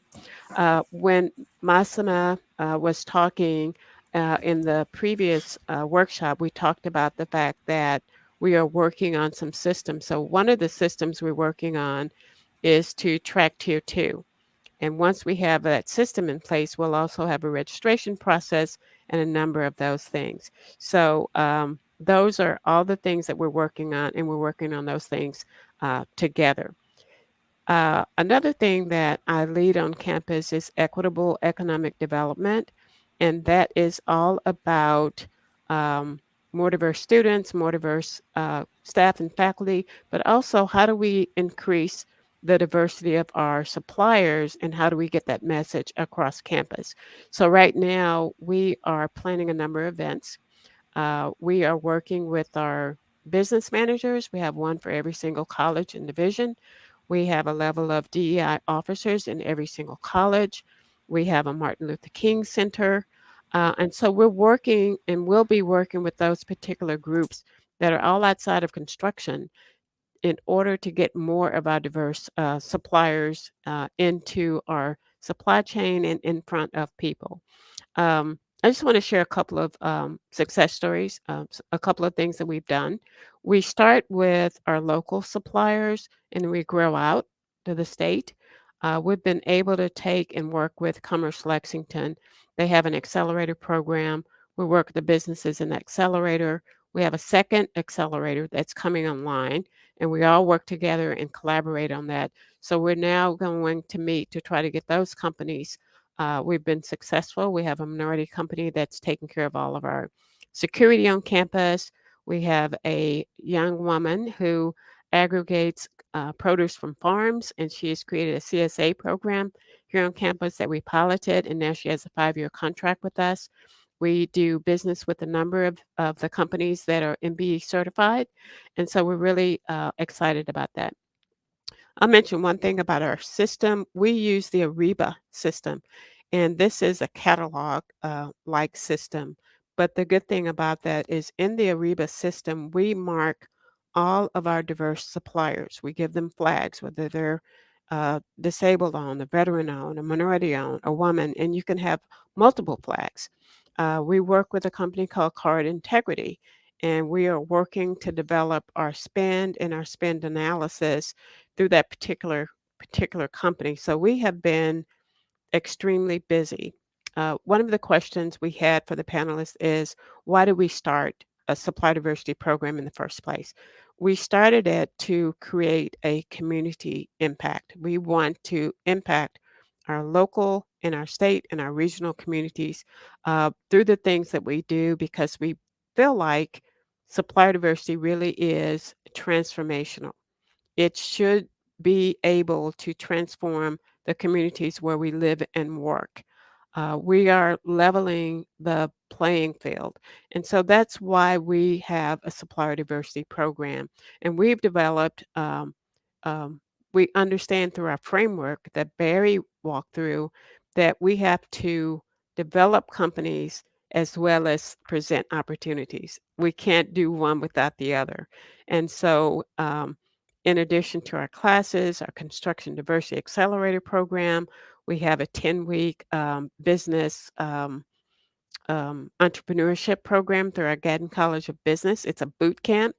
So we're going to participate in all those things, try to get more opportunities in the hands of minority businesses, but also to give them the skills that they need to be prepared for those opportunities in advance. I work with a great group of category specialists in purchasing, and those category specialists are always looking for new companies to invite to bid on our projects. And so we work together very well on that. We have a 10% goal that we're working on and developing all the systems into that. We do not mandate certification, but we really strongly prefer it. We suggest it. We help people with it because I believe that that is the way that businesses can get into networks that they need to be successful. So I am going to cut off my comments at this point. I don't want to talk too much because I can go on and allow someone else the opportunity to speak. So thank you, Kiki.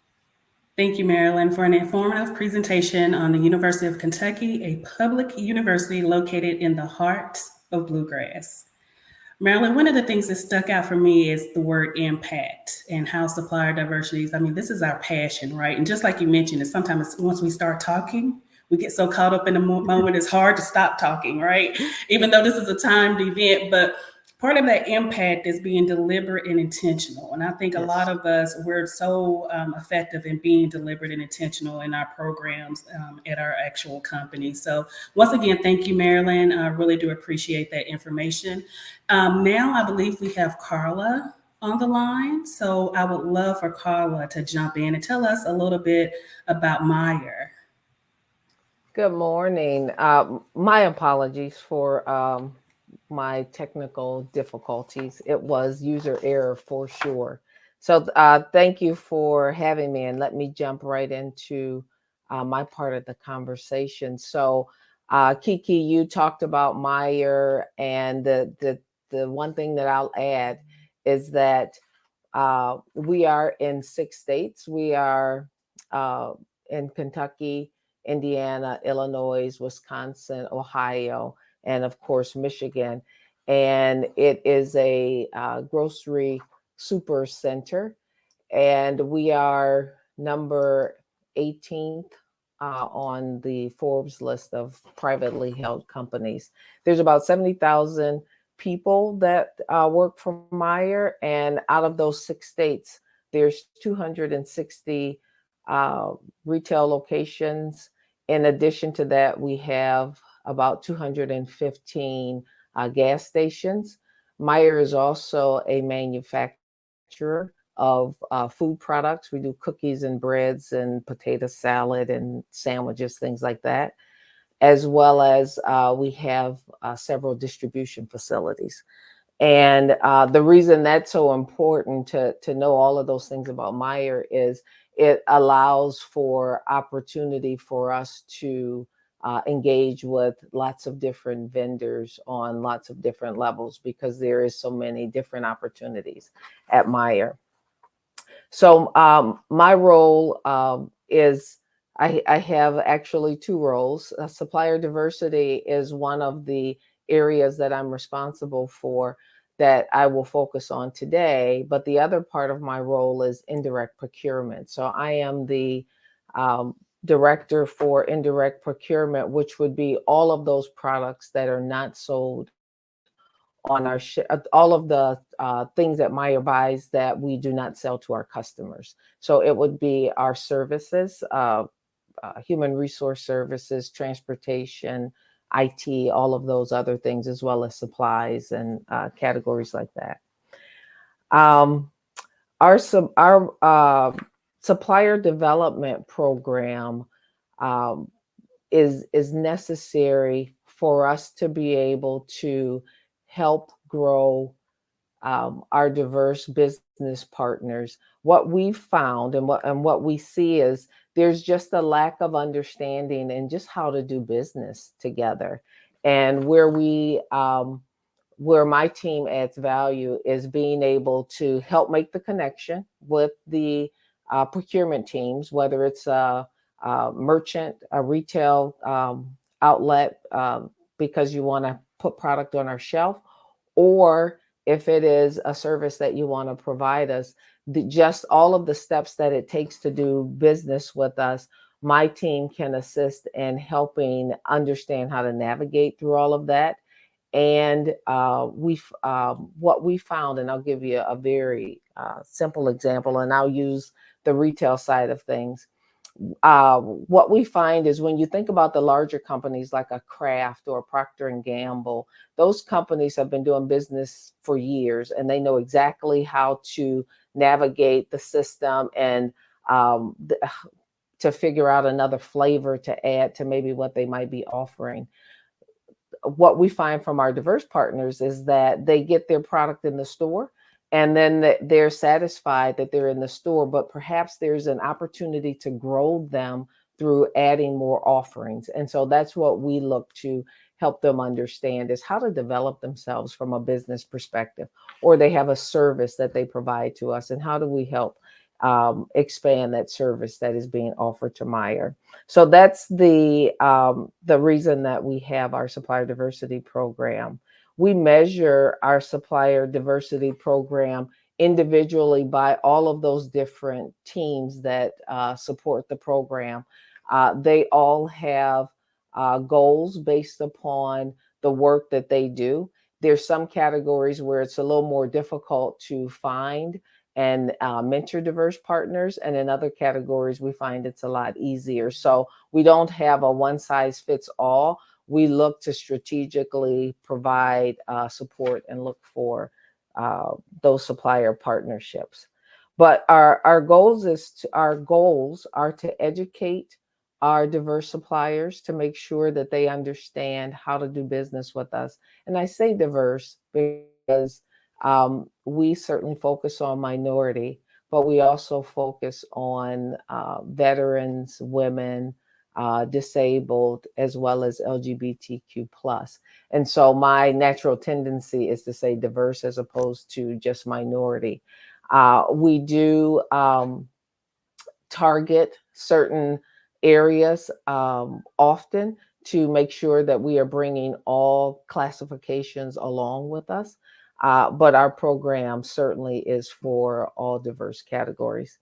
And we look to educate our partners, not just those that we're currently doing business with, but we look to educate those that we do not do business with, so that they're able to understand what it will take in order to start doing business with us. So education is a very big part of what we do.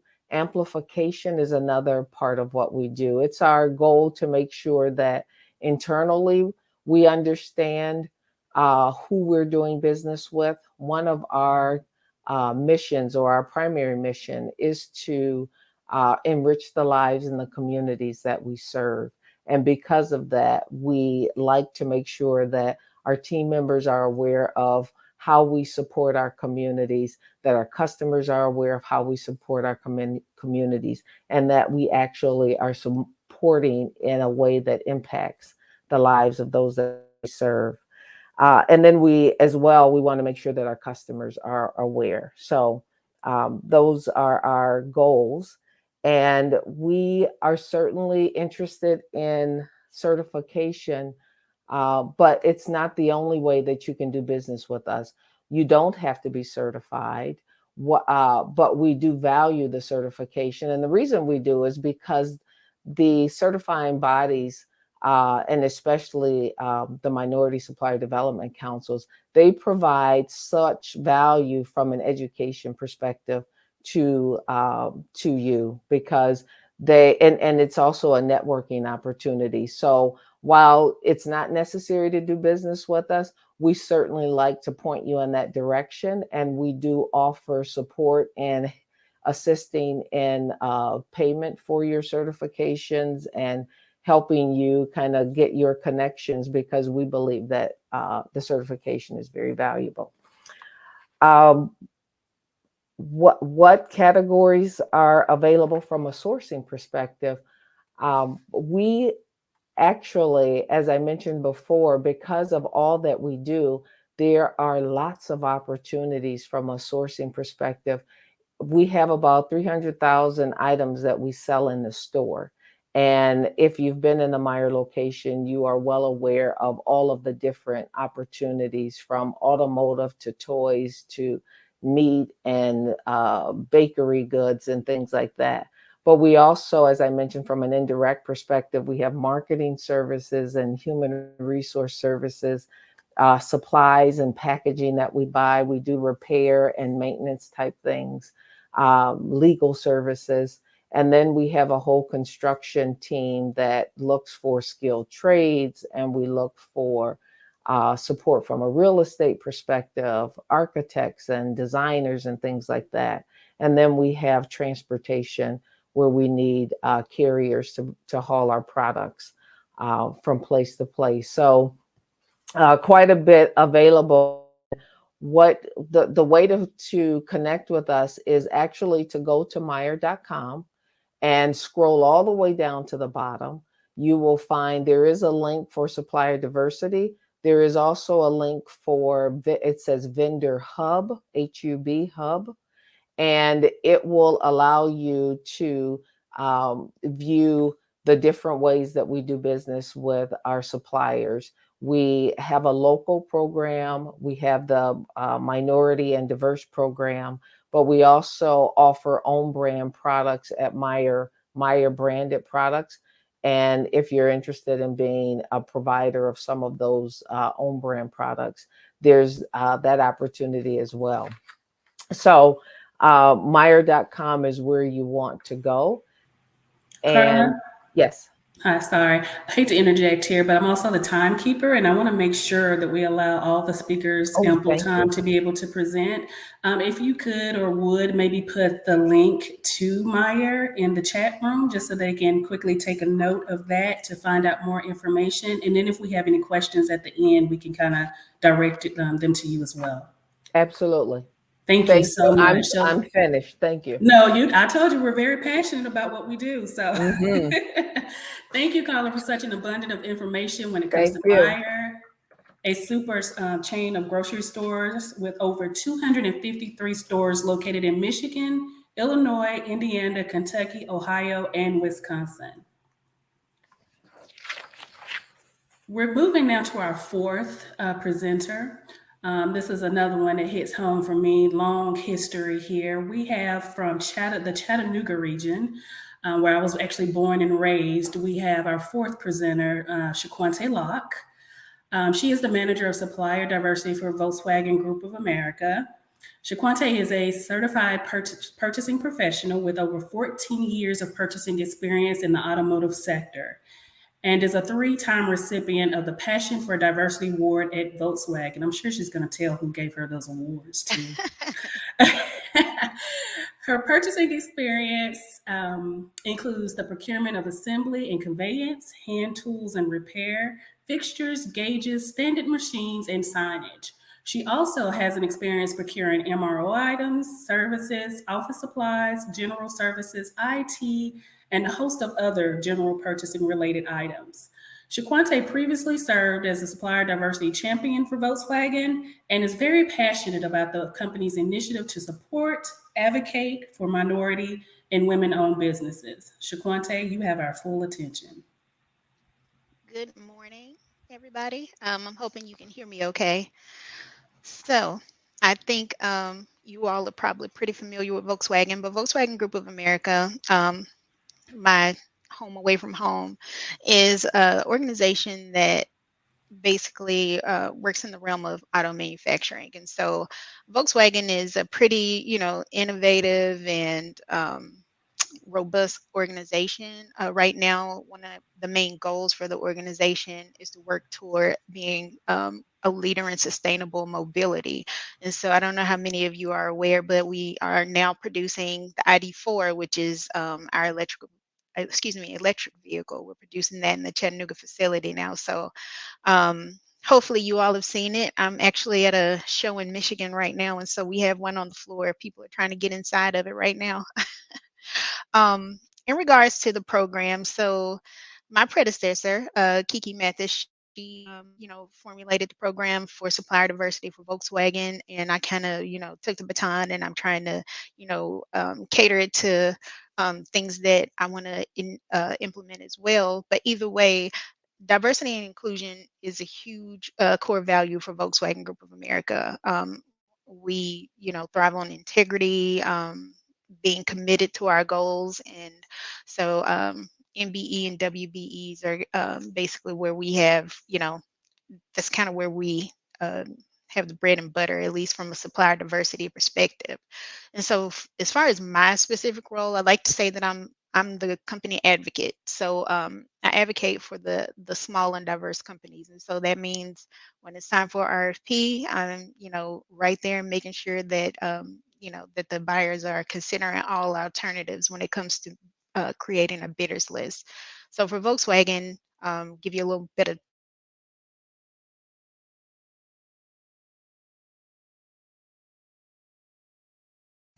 B and C parts. So an item that is a B part would be one that's from about 70,000 US dollars up until 800,000 US dollars, and those all require 3 bids. It's not necessarily something that will go out to the market by a buyer. The people that are on the engineering side, the business owners, they typically put in their own requests for bids with different companies, and it's an auditable process that we allow. Now, if it goes above the 800,000, then it goes to a part value, which means that a buyer will be formulating a strategy and putting that out to the market. So we have multiple meetings to discuss all processes before they go out. And so if something is an A part, a first part of the process is that the buyer has to generate a strategy. So they determine what the timing looks like, what the negotiation process, what that may look like, and then they also create their bidders list, and they have to present it to the management team prior to this being released to the market. And so there's a Monday meeting. The Monday meeting is where I'm usually sitting front and center, making sure that the bidders list makes sense. If there's no company on that list that is diverse, then that's usually where we stop, because there's a second meeting that week, which happens on Wednesdays. And so on Monday, if they don't have a diverse company on their bidders list, they have until early Wednesday morning to fix it, or they have to wait until the very next week, which would impact their timing. But it's a way to be able to say, okay, every bid list that's leaving out of here, it has at least one diverse company on it. Hope for more in the future. I've been in this role for less than a year now, but this is one thing that we're doing right now to try to make sure that all RFPs that leave the Volkswagen purchasing department, that they include diverse companies. I do have diversity champions. So I was Kiki's diversity champion when she was still with the organization, but now I managed somehow to get a group of champions. And so I have about 9 team members from both direct and indirect purchasing. So when I'm not in the room, they are there on my behalf. So I've actually seen them in action where they take a look at a bidders list and then stop their colleague that is on the same level as them and stop them and say, okay, you don't have a diverse company on this bidders list. Let's have a conversation after the meeting. And they know how to take care of it. They have access to, the different systems that I have access to in order to do searches. So that's definitely helpful in order to make sure that, we're sticking to the goals. When it comes to goals, I will say that MBE and WBE are where we spend most of our time. So it's not to say that we don't look at other types of diverse certifications or organizations. It's just that this is where we set our goals. And so for MBEs, we have a 10% goal, and for WBEs, 2%.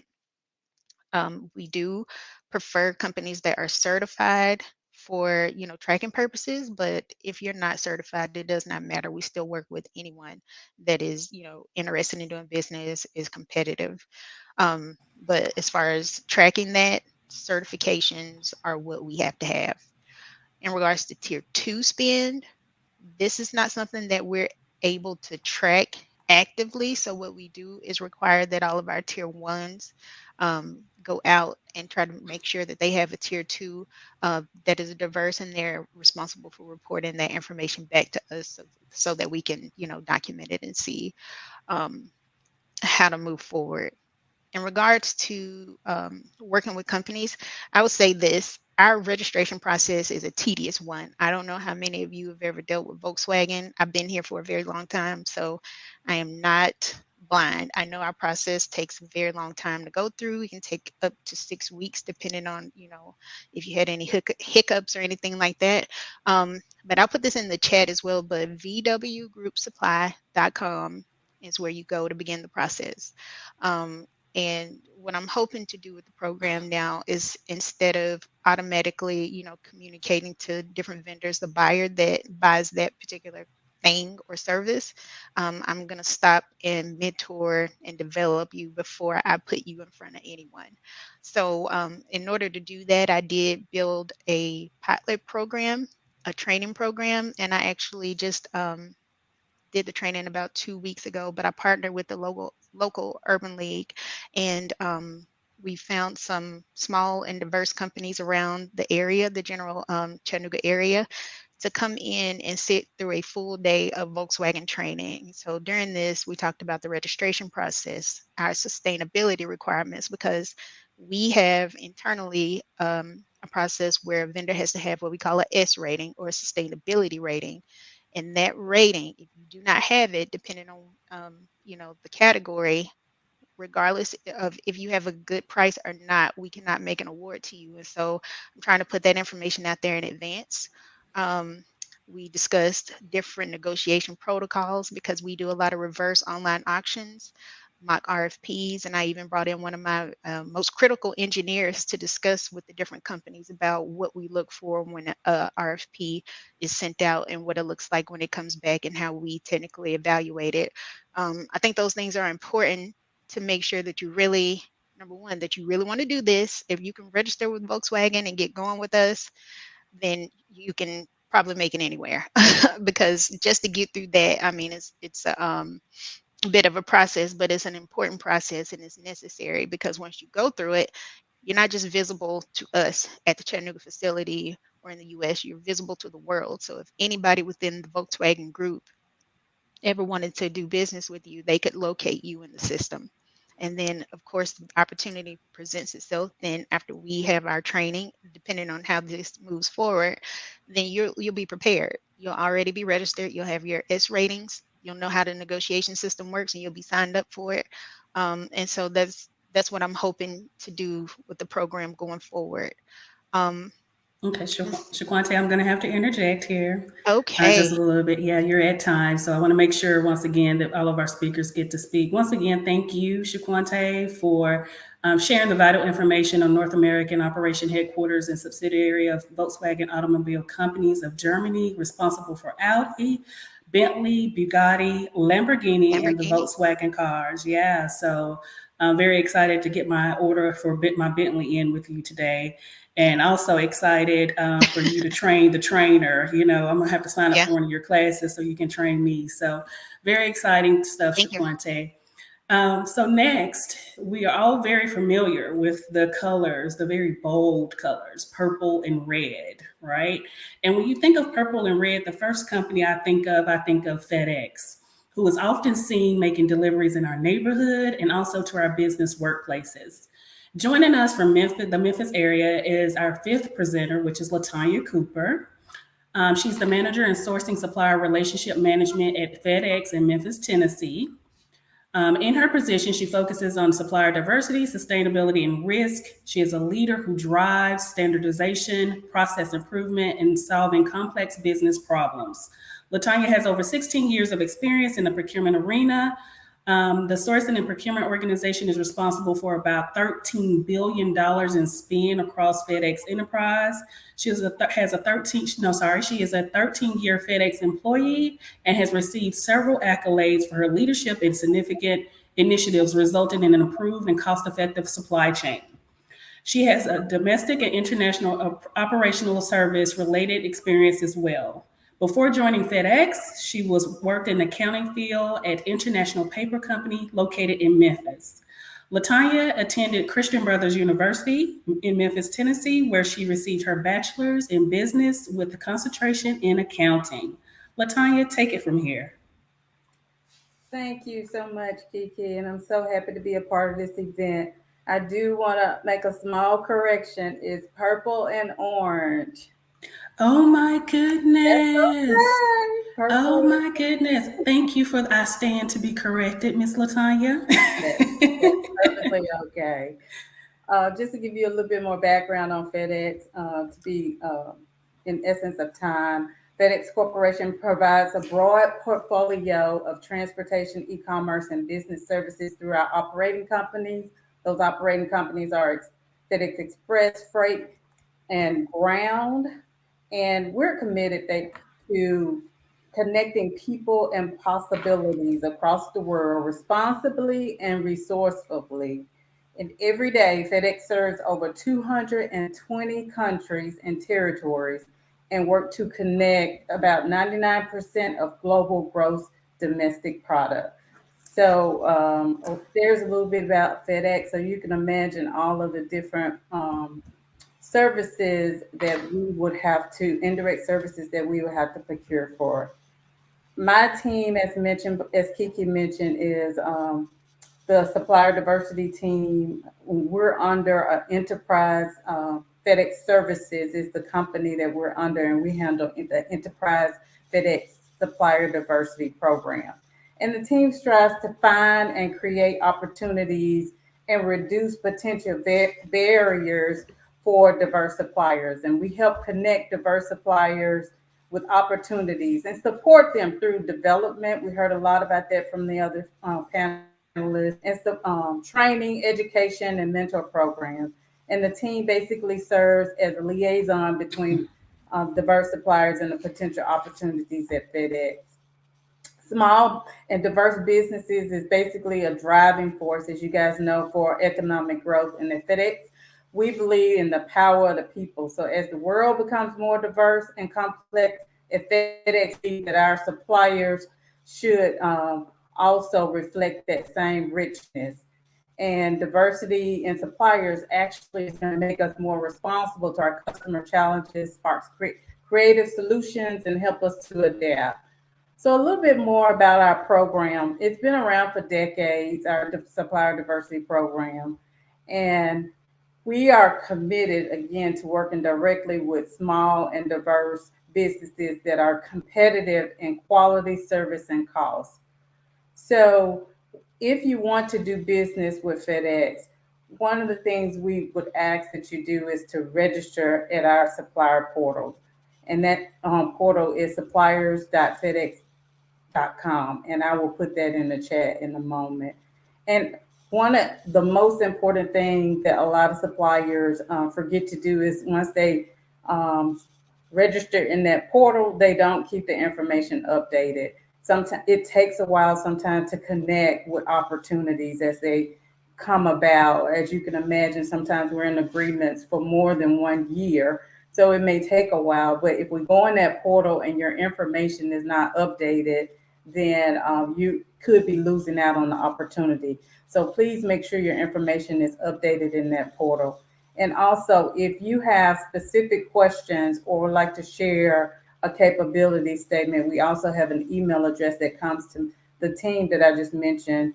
That's the liaison between diverse suppliers and potential opportunities. And that email address is supplier-diversity@fedex.com.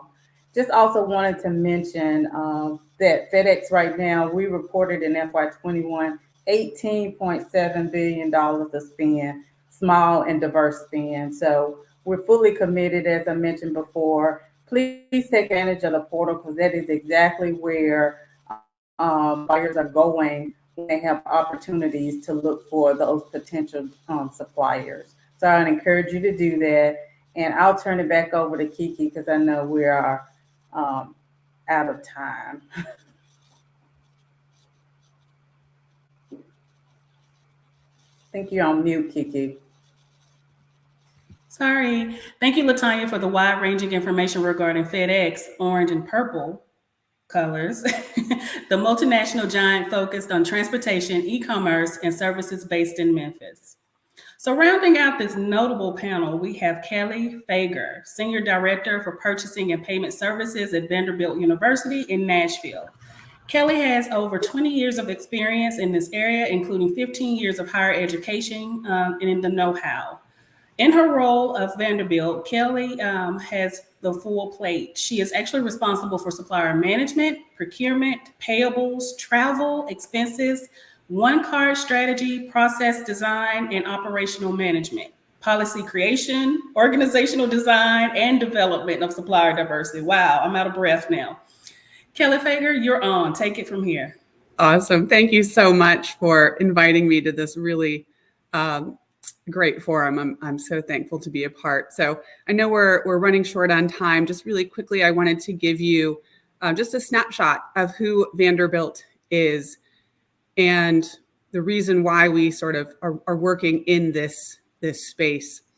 Vanderbilt is a top 15 R1 research institution with about $1.3 billion as an operating budget, of which around $550 million of that funnels through my organization.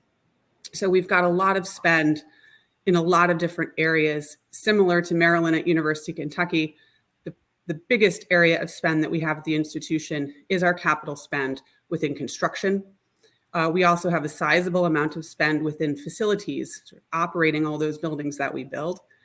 The next would be information technology. We do a significant amount in IT, as well as professional services. So we have a lot of management consultants and other sorts of consulting work that the university procures.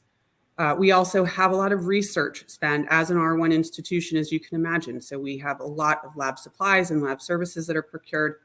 And then we have what we affectionately call miscellaneous spend. That's really everything else from HR benefits to office supplies, right? And everything in between. So we just have a variety of spend on our campus.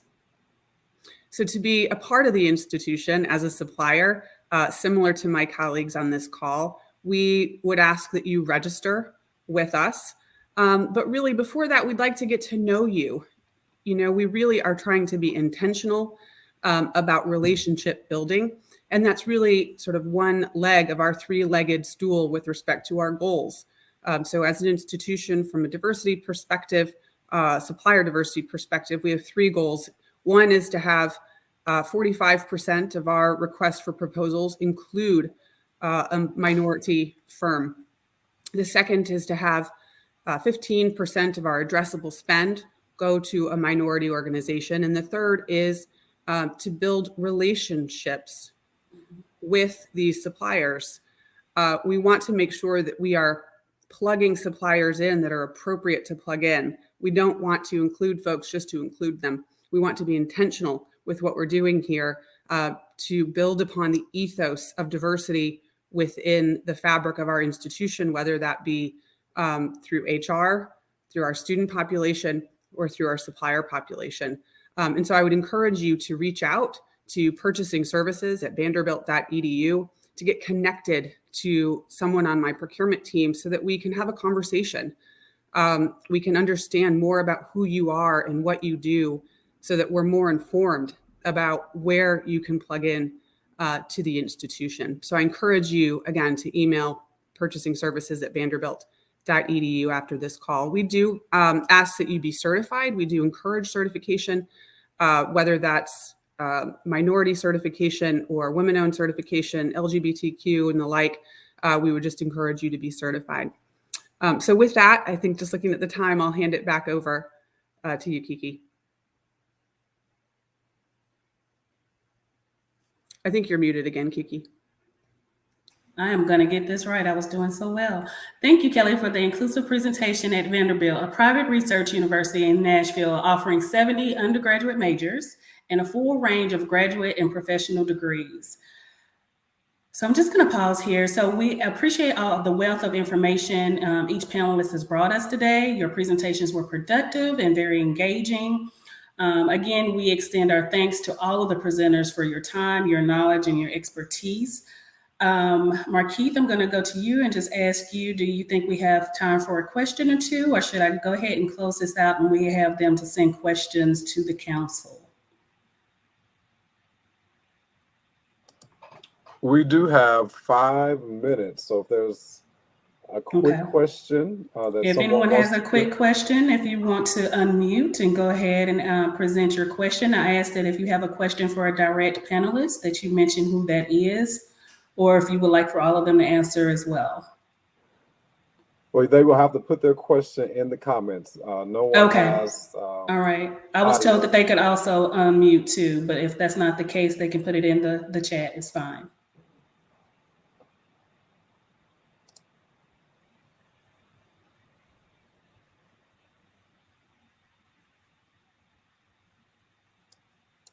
You're very welcome. Thank you for your kind words.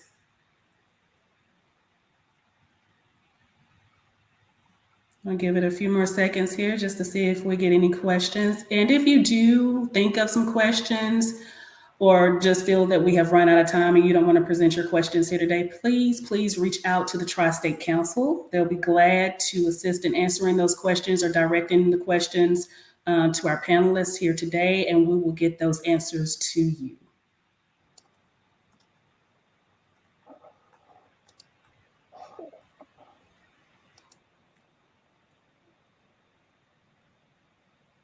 So with Derek, just asked a question basically, and I guess it is a really good question before we close out. Does anyone have any success stories they would like to share?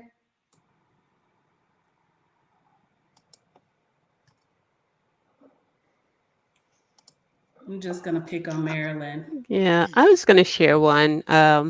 We have a company here called Elaine Allen.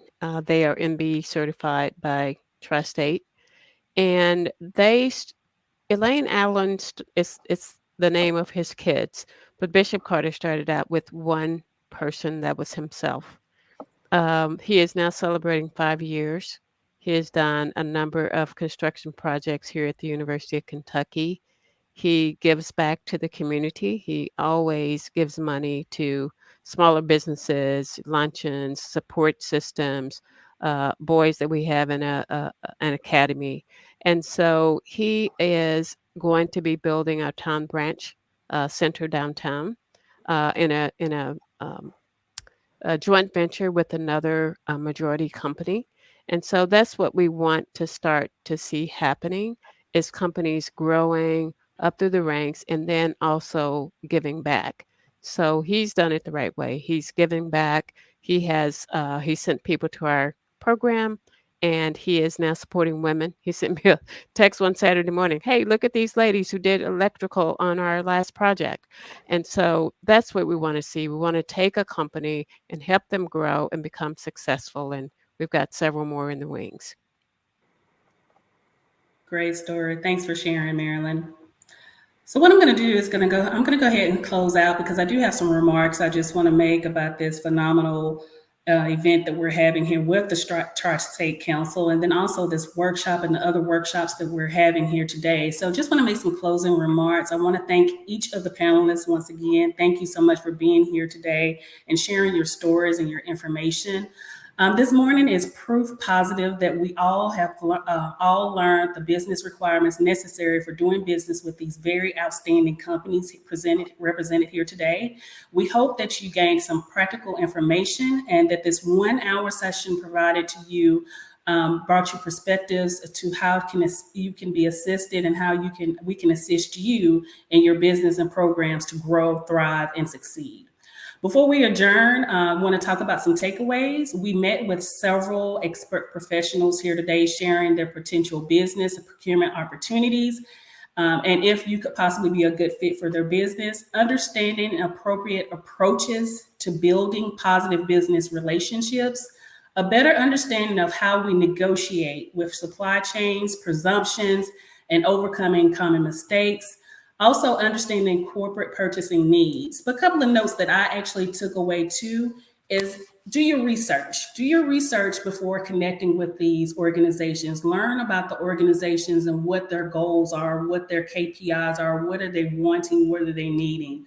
Also, get registered on their portals. It's very important to go ahead and pre-plan and get ready to do business with them. So get registered. And then also, as we're here to connect you to the proper individuals to lead you to success. So once again, I would just like to thank you for your continued support with the Tri-State Council during these unprecedented times. Ladies and gentlemen, panelists, and all others, this concludes the workshop session for Meet the Buyers. You've been a great audience. I wish you the best of productive conference day, including the matchmaker session that's later today. Thank you again for participating. Stay safe and enjoy the rest of the conference. And with no further ado, this workshop is adjourned. Thank you. Thank you.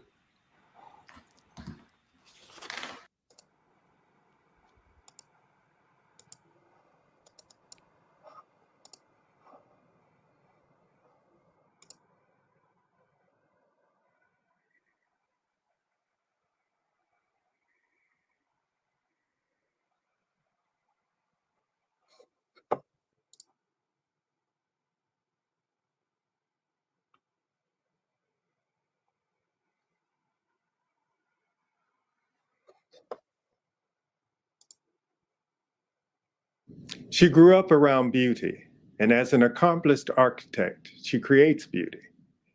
In a male-dominated profession, no doubt Daryl McKissick has paid her price at driving hard, focusing intensely, grinding out projects to make deadline. Far be it from our speaker to accept the notion that anything would prevent her from entering this masculine culture, where some may feel she did not belong. Her name is a familiar one on the national landscape. Daryl is the fifth generation of her family to work in design and construction. Her firm is a continuation of the nation's oldest African-American design and construction firm, and traces its beginnings to Moses McKissick, a master builder who was also a slave.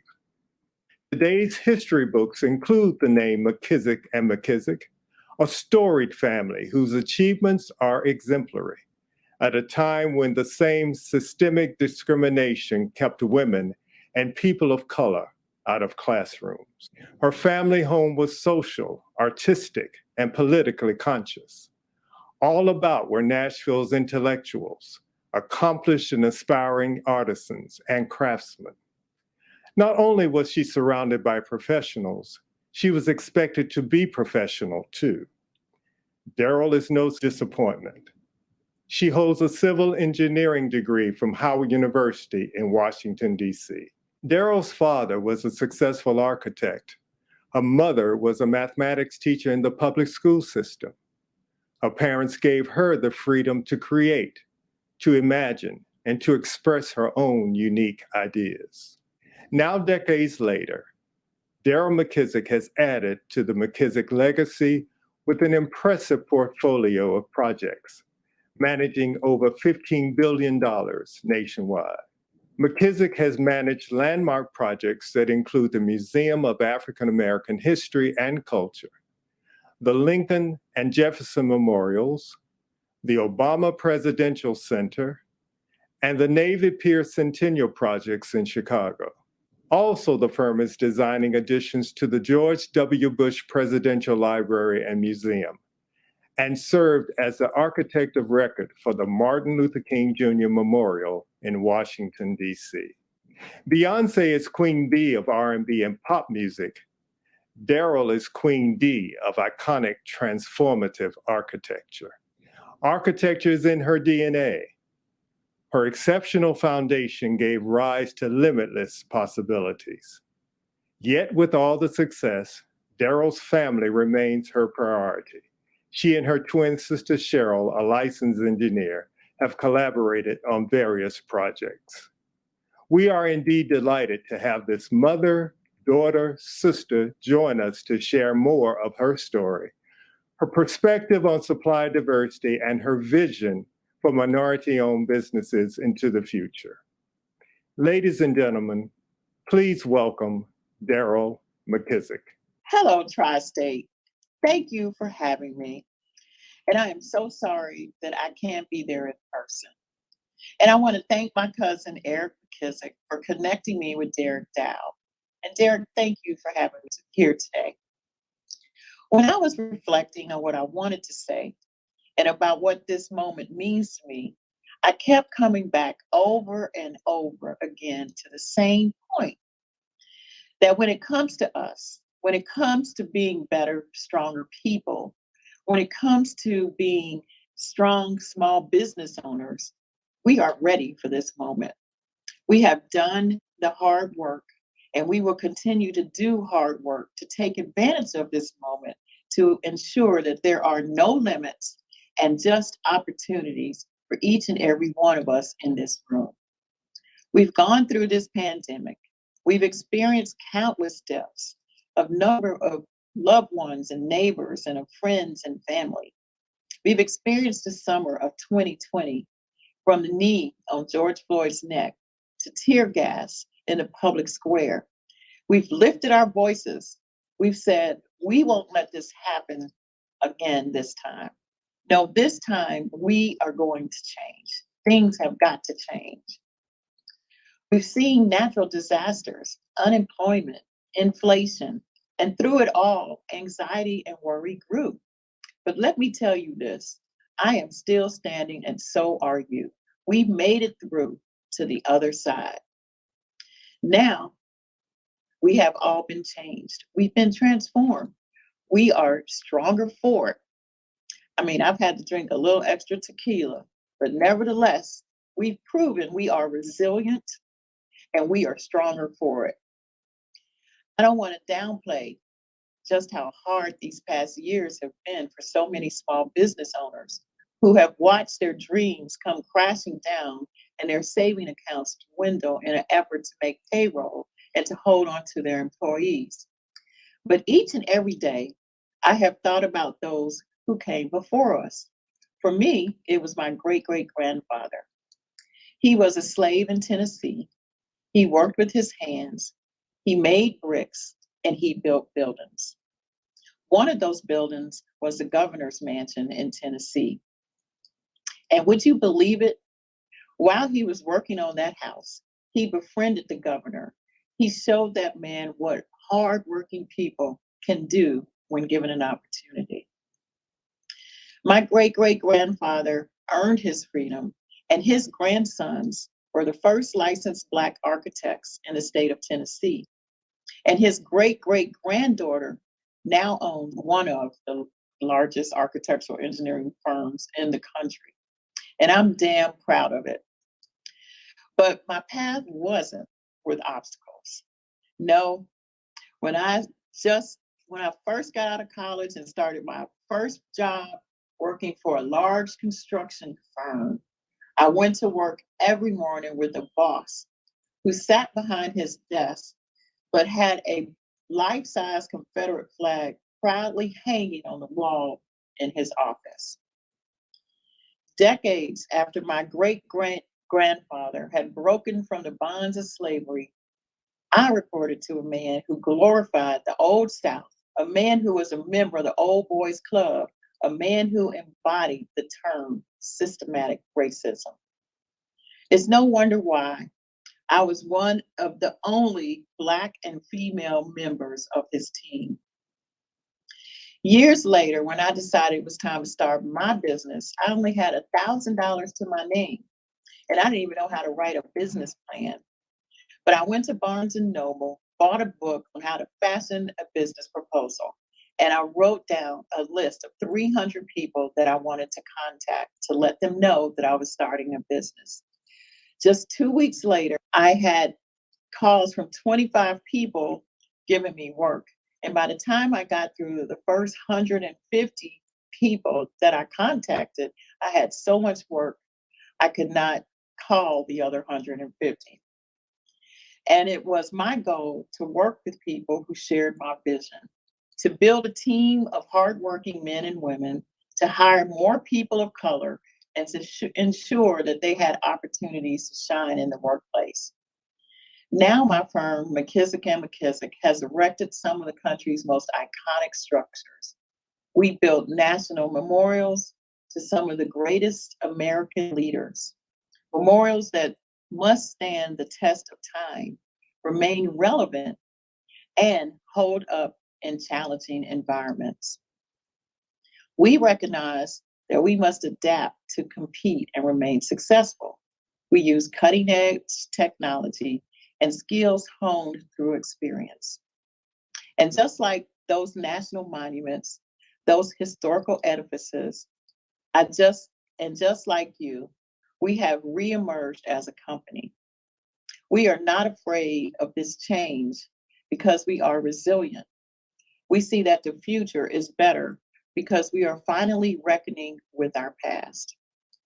Each and every one of you in the room have proven that you have the determination, hard work, and sacrifice it takes to turn your dreams into a reality. So today, I am not only here to celebrate you and encourage you, but I also want to implore each and every one of you to rethink our shared future.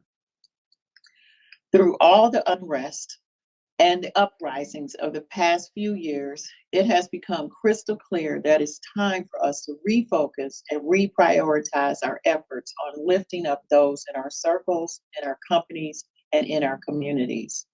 For far too long, the inequities and injustice of societal oppression and systematic racism were hidden from full view. For many of us in the room, we were forced sometimes to wear a veil, to keep our voices low and our actions behind closed doors. Well, listen up. We will not be silent anymore. No, now is the time that real work begins. It's time for us to refocus and reimagine our futures. And I believe our new vision should be ensuring equitable access and opportunities for those who have been left behind for far too long. Our government has passed one of the largest infrastructure bills for investing in our infrastructure in history. For the next 5 years, trillions of dollars will be spent on everything from airports to broadband to EV and everything else in between. So there are truly no limits on how far we can go. There will be trillions of dollars of opportunities. And the last few years have ensured that we have done the work to be ready for this moment. But we must not let this moment pass us by. We must stand up, speak out, and demand we're given our share of business. Whether you are a minority-owned, veteran-owned, women-owned, or disadvantaged firm, and firms owned by people operating with disabilities, now is the time that we all must demand a seat at the table and demand opportunities and real sustainable work to not only maintain our business, but to grow our capacities. This is the moment we must demand real economic justice and equity. And the good news is that our key leaders in the industry and in government are recognizing the indelible change that must occur.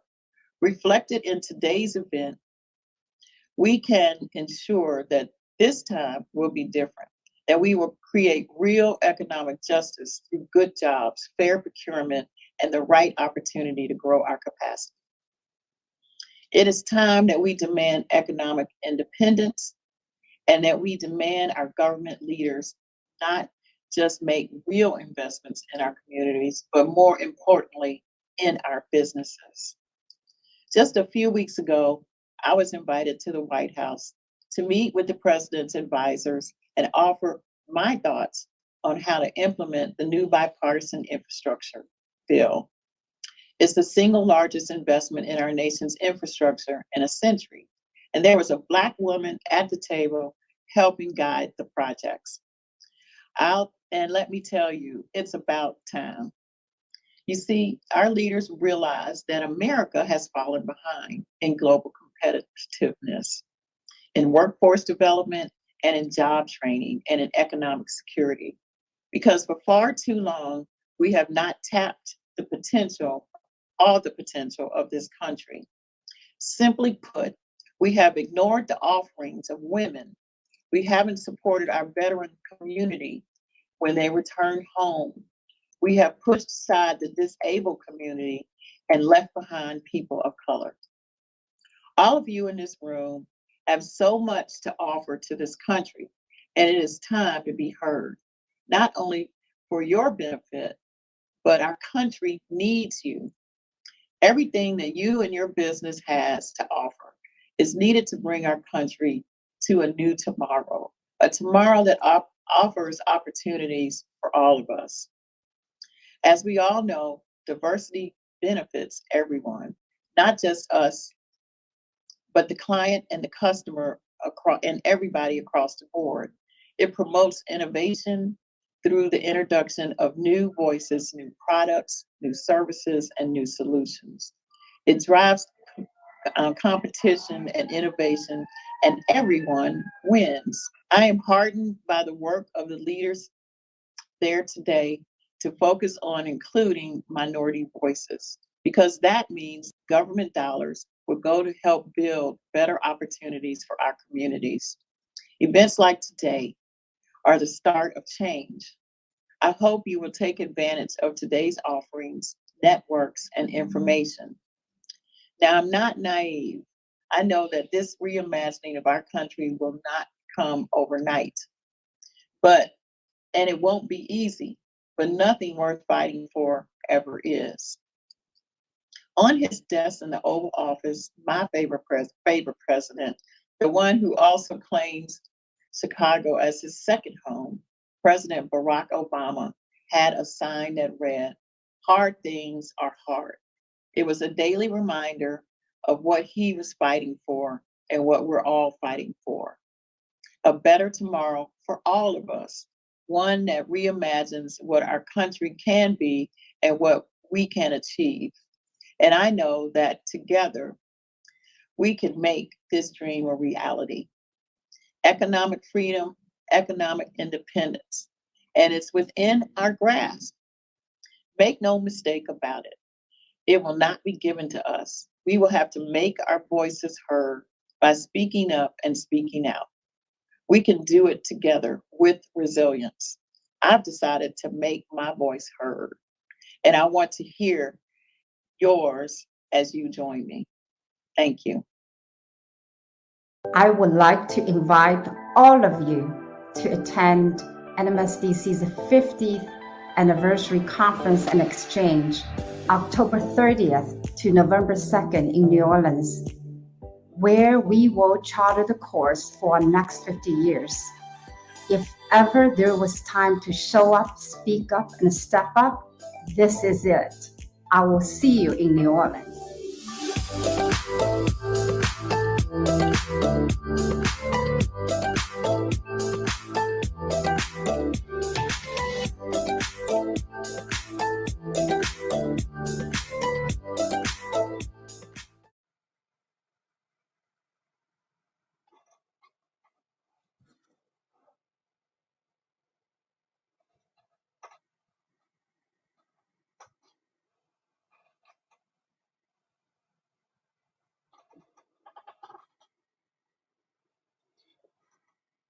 Good morning, good morning. Hopefully you can hear me. This is our networking time. I am Marquis Brayton, your production consultant here today for TSMSDC, and this is our networking time. And I want to make sure that both our matchmakers as well as our networkers know exactly where to go at this portion. So I'm going to share my screen at this time so that you know exactly what you need to do during this time.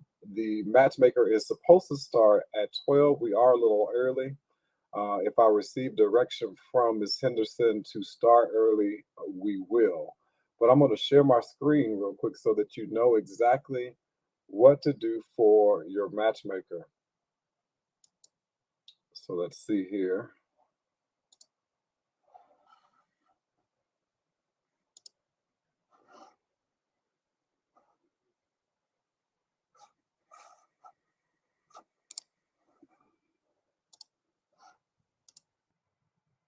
All right, so you will want to leave the stage at this portion of the event and go back to the main page where we kind of had the holding spot before we came to the stage.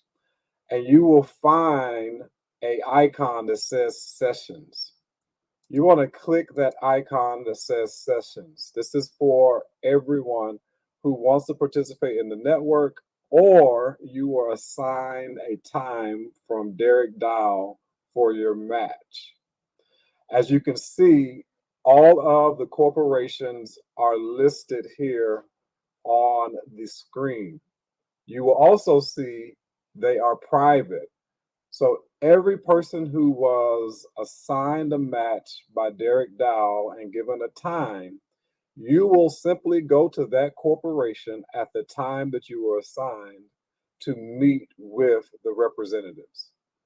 If you want to go to the networking is completely open. It is not private. All you would do is go to the networking session and click on the link there or the thumbnail to go into the room. Once you click on the thumbnails at your assigned time matches, once again, at your assigned time, which was provided to you by Derek Dow, you will be prompted to turn on your camera and your microphone. So once again, I'll go back.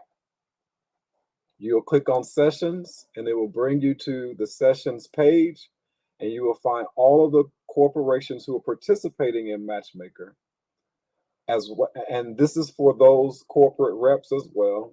And you will just simply click on the thumbnail for your company, for your match at the assigned time based on the schedule. If you did not receive an assigned time or schedule, that means that you were not assigned a match from Derek Dow. So if you have any questions, please post that in the comments.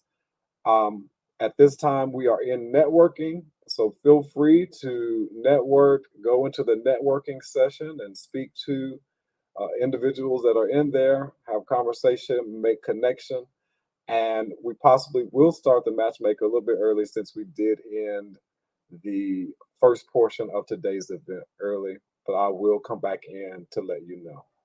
Thank you.